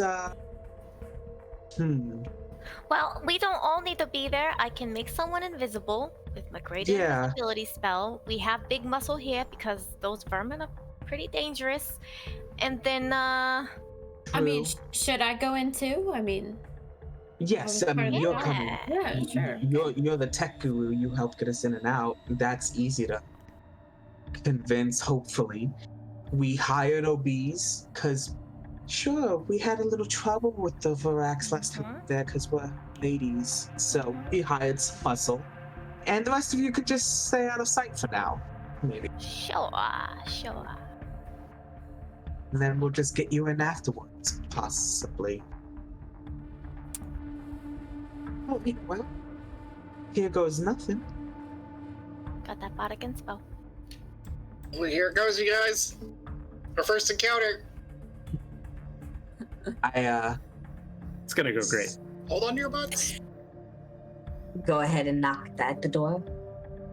You hear the voice of what sounds like with a familiarity to the Pofri you worked for on your previous assignment with Alloy say from within, "Come in." I go ahead and go in. Pofri, I was hoping to find you. You open the door and step into the interior of what looks like any other office on Halcyon. A desk, a few chairs, lavish rug that sits below them. A model of Halcyon sits on a wooden stand. You see a tall series of bookcases towards the back. Looking up from his desk, the familiar visage of Pofri looks to you, his pompadour hanging in the air. "Oh, Monifa, please, come in. What business brings you to my offices?" Well, I couldn't get off my mind those awful Vorax we took care of in your vault the other day. I did a little research on them because I know how much of a pest they can be, and they can return. I got some quotes from some local exterminators that recommended this repellent we actually should probably put down around the areas of your vault that were damaged before. And I just thought I would feel horrible if they came back to bother your vault again. So I wanted to come and run this information by you, maybe get your approval just to go quickly put in this repellent for you, make sure you don't have any problems in the future. Make a deception check at disadvantage. At advantage because you're enhanced abilities. So a straight roll. Don't forget you have Bardic Inspo. Yeah, I was just making sure I can do that after the roll. Okay. Yeah, you can do it after the roll before you know how it turns out. Mm-hmm. Crit it. Oh. So it's the 8. What's that? It'd just be the first roll, because it was a neutral roll. I'm talking to keep Jason from telling you how it turns out, so you can make the decision on whether or not you want to roll that Bardic Inspiration. 10.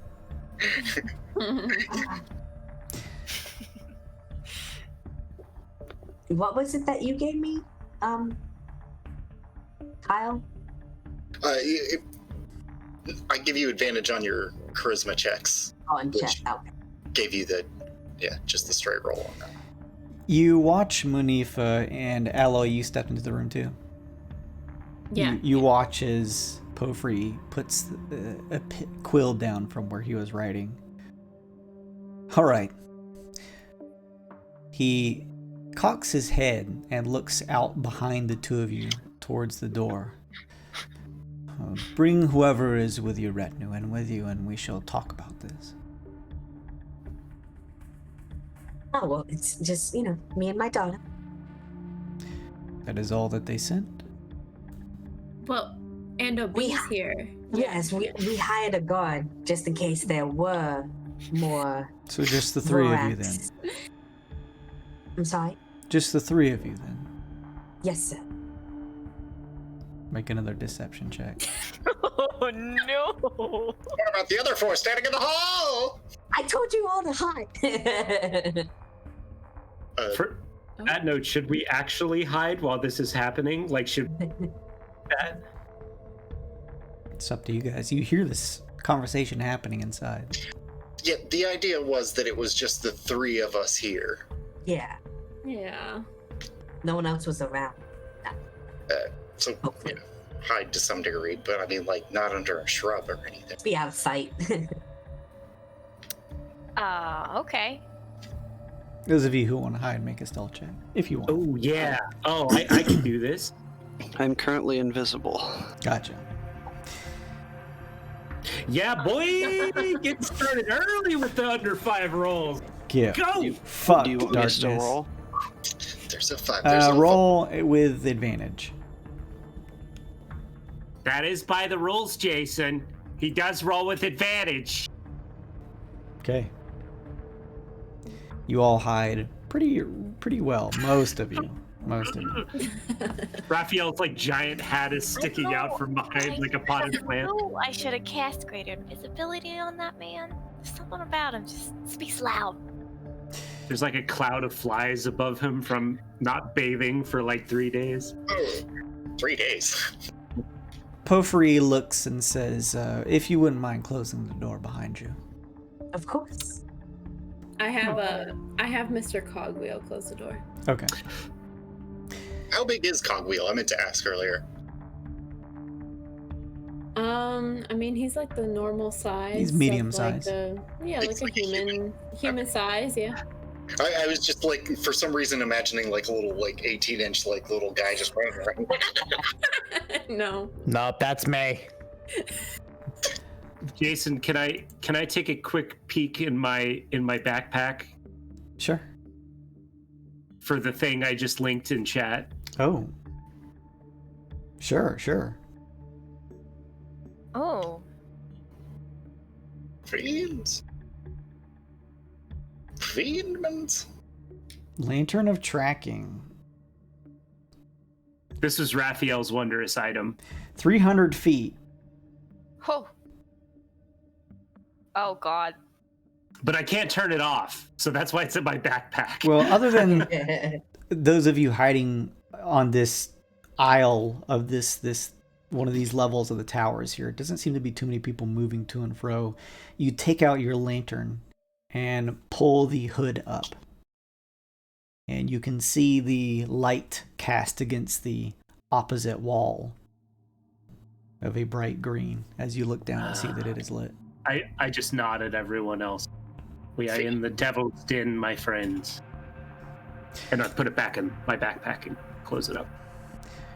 Pofri looks to you, Monifa, Alloy, and Obese, and says, I am aware of some things you may have seen during your time there, Monifa and Alloy.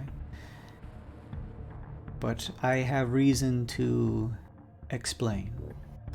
And as Pofri says this, his form begins to shift and change. His skin darkens to a deep red. His grin gains the addition of sharpened teeth. 2 small horns push through his receding hair, and a pair of reddish, bat-like wings extend out behind him. Switch tokens here. That man's not a martini glass. That man's Guys, we did it! We did it! We found our first devil. We're so fucking good. Whoever I'm mentally linked with, Obese says mission success. The devilish figure looks across the desk and says, "The name is Darvile, and I am glad you came after all. I was hoping my breadcrumb trail would alert someone within the BB to come here. I mean, not at first. I was certainly trying to keep things under wraps, but then my eyes were awakened. Like, I would happily answer any of your questions, but first I was asked to have you meet with her resplendence." Darvile stands up and says, "Please, if you would follow me." Darvile holds his hands up. "I offer no tricks, if that's what you mean. You may check my room and my person. I mean you no harm." And Darvile steps up from his desk and seems to be walking over towards a bookcase. As he does that, I will press that and cast Find Traps. If there is, I think as long as I can see a trap, I know that it exists. I'll link you the thing. Because it defines a trap as anything that would cause harm as intended by its creator. You sense none of that in here.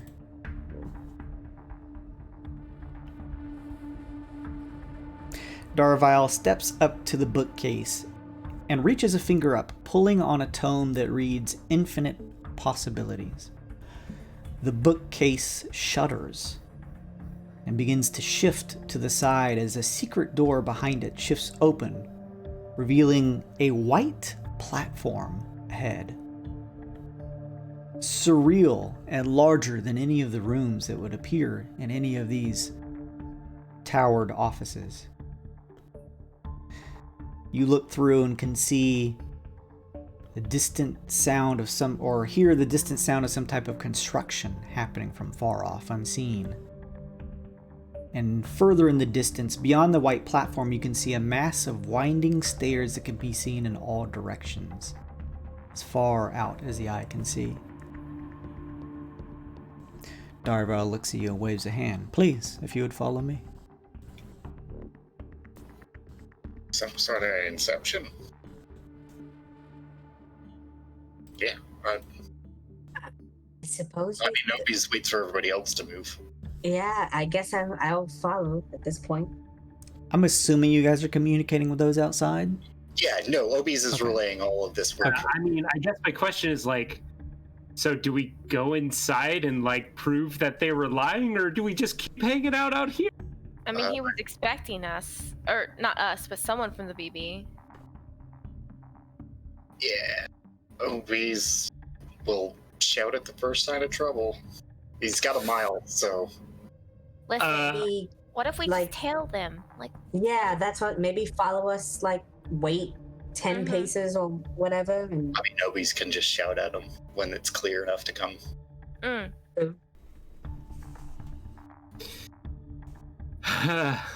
Didn't Jason say there was a platform though, like an elevator type thing? We can't exactly trail you on an elevator. Yeah, I mean, I think I'm gonna message Obies. I'm gonna point in Obies' direction and mind whisper him.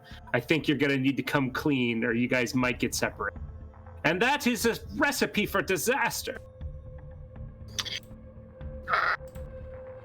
gonna assume you. Yeah, okay. We should. Obies stops, then turns and opens the door without saying anything. Oh, there are more of you. Come in. Bring whomever else is a part of this group. As soon as Raphael sees this guy, you guys just hear No. like a sharp inhale. It doesn't do anything, just the sharp inhale. It wouldn't have surprised you because Obi's did tell you about it. Yeah. But seeing the fiend See the face to difference, face. though? Seeing the visage of evil. Fair. Oh, hey, what's up? You see a devilish or infernal looking figure standing at the door, waving each of you into what seems like an impossible area of space through this door. Oh, that's a surprise. He's a devil. Some I don't wanna. Does everyone go inside the door? Yeah. Okay. Following along with this Darvile as he steps through, you guys can see these staircases flowing in all directions before ultimately disappearing into a gray, misty horizon. The view is disorienting. There seems to be no real sense of up or down here. A door sits on the opposite side of this platform, seemingly attached to no walls behind it. Darvile steps up to the door, reaching into his vest and retrieving a golden key that is decorated with a pair of wings. He slips it into the slot, and he hears it click with a turn, and opens it up to a mountain of mist or fog that seems to pour through from this door. And he waves you all on over and says, "Just across here, through this door. Mind the edges. Don't want to fall. Who knows where you'd end up." Oh, good. And the edges go down into the white mist. More like we can't see anything down there. You just see a labyrinth of other differently sized platforms and these impossible Escher-like staircases. Heresy. Obi's messages, Raph. That was your message. What do your magic eyes see? What do my magic eyes see, Jason? What spell schools do I see in this clearly magical zone of mist and labyrinth? What's a I can link you. What's like a location magic school? Oh. Like a teleport. Oh, okay, so like a conjuration kind of. That makes sense. Conjuration magic is what you sense around here. Okay. I'm gonna say we didn't plan this message thing, but it's working out real well so far. I just tell him conjuration. I'm gonna reconnect. I think I'm.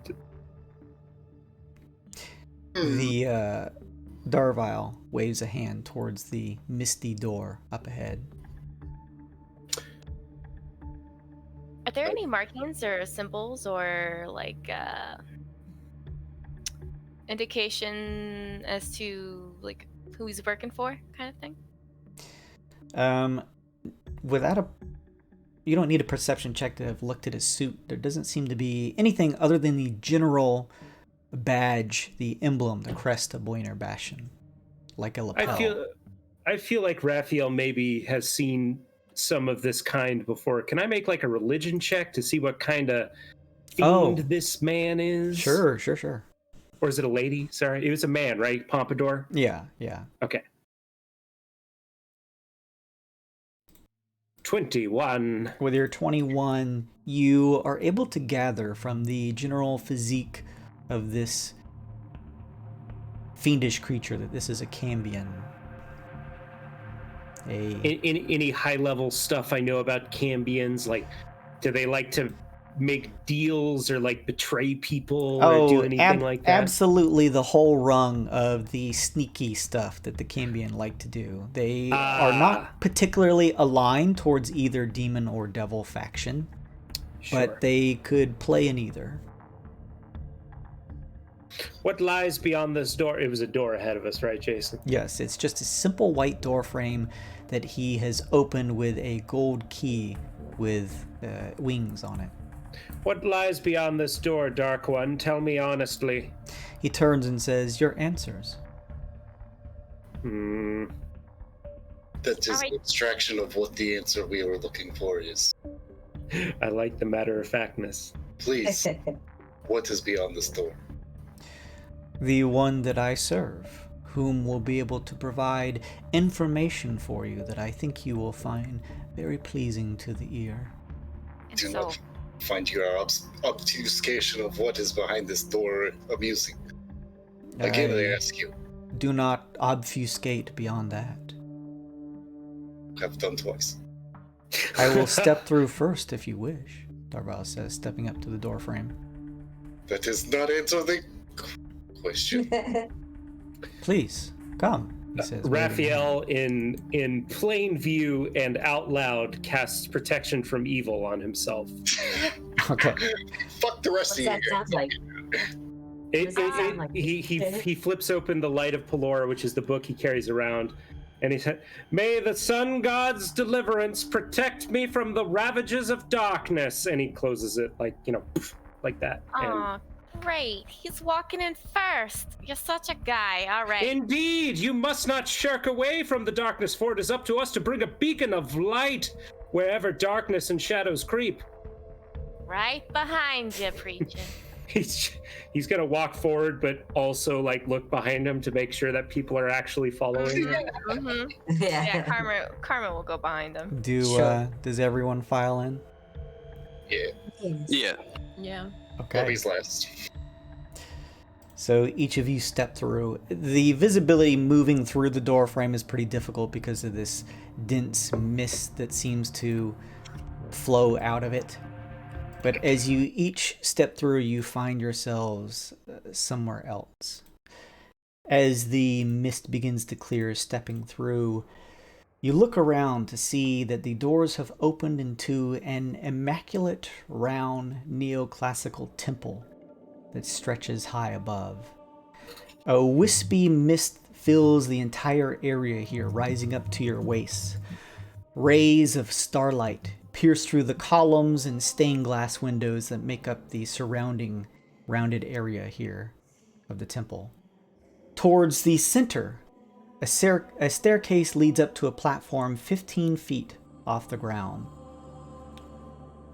Illuminated by soft candlelight, a Juno-esque figure watches from a tall golden chair decorated with 2 outstretched wings. Her hair shines a bright silver. The starlight reflects off of her earrings and finger jewelry. She wears a fine silver gown accented with gold trim. Her eyes a deep red. Her face mature and beautiful. And I will put her token over here so you guys can see that. Hang on just a second. What was this guy's name again? Darvile. You have to do a thing now, Jason, where if you want us to see the names of the tokens, you have to like hit the little yeah. the little kebab menu. Gotcha. Okay. Pain in the ass. I'll do that here afterwards. It's a pain in the ass, yeah. We're like right at the time here. Folded behind her, rising from her back, are a pair of 2 black feathered wings. Her form scintillates with a brilliant, glowing radiance. She watches as Darvile and the rest of your party approaches from the door that shuts behind you. Darvile steps up to the base of the stairs and kneels. He says, "Your Elegance, here are the members from the Bastion who are investigating the guild," he says, turning towards all of you. Do all of you step up? Sure. Yeah. Well, that secret didn't last long. No. Yes. Oh, yes. Yes. Sure. Looking on, the figure says, "I have heard the pleas of you mortals, the cries for succor and aid in the gilded halls of the Bastion. Stand before me here and lend me your ears. I am the resplendent, and my divinities shall wash over this city with its radiant light and banish the shadows that haunt it. And that is where we will end our first session. Huh. I don't trust her. That was obtuse. I don't trust her. Eldritch Blast. Eldritch Blast. Everyone just tries to face the final boss like 5 levels under. Yeah, it's either no. that or she disappears and we find out that the whole city was in a magical illumination anyways. Oh god, that's the worst. Please no. Well, did you guys have fun? Yes. Yeah. Yes. Cool, cool. I am excited to play some more. This was a lot of fun. There's no combat. This is going to be a combat light experience, but I think it'll be a lot of fun. I just wanted to get here. I know we're running a bit late. I just wanted to get here for a good cliffhanger. I appreciate you guys sticking around.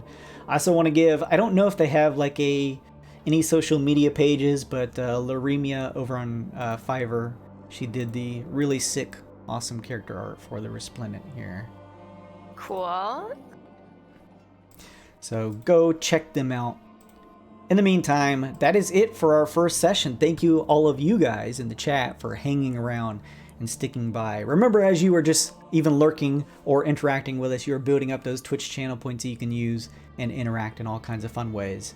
And if you missed any of this episode and want to catch more of it, or want to rewatch any of our older ones, you can find those all on the VODs here on the Twitch channel, as well as our YouTube page and all of the social media is the same as this Twitch here, JWD_mode. So if you enjoyed the content, give it a follow, give it a sub. I really appreciate it. That'd be awesome. There's a Patreon now with all kinds of cool goodies that I mentioned at the beginning of the stream. Swag, merch, and a digital guidebook for our campaign, all kinds of cool stuff. So make sure and check that out. There's a bunch of other little benefits too, Discord benefits, early YouTube videos, a whole bunch of cool stuff. So go take a look there, patreon.com/godmode.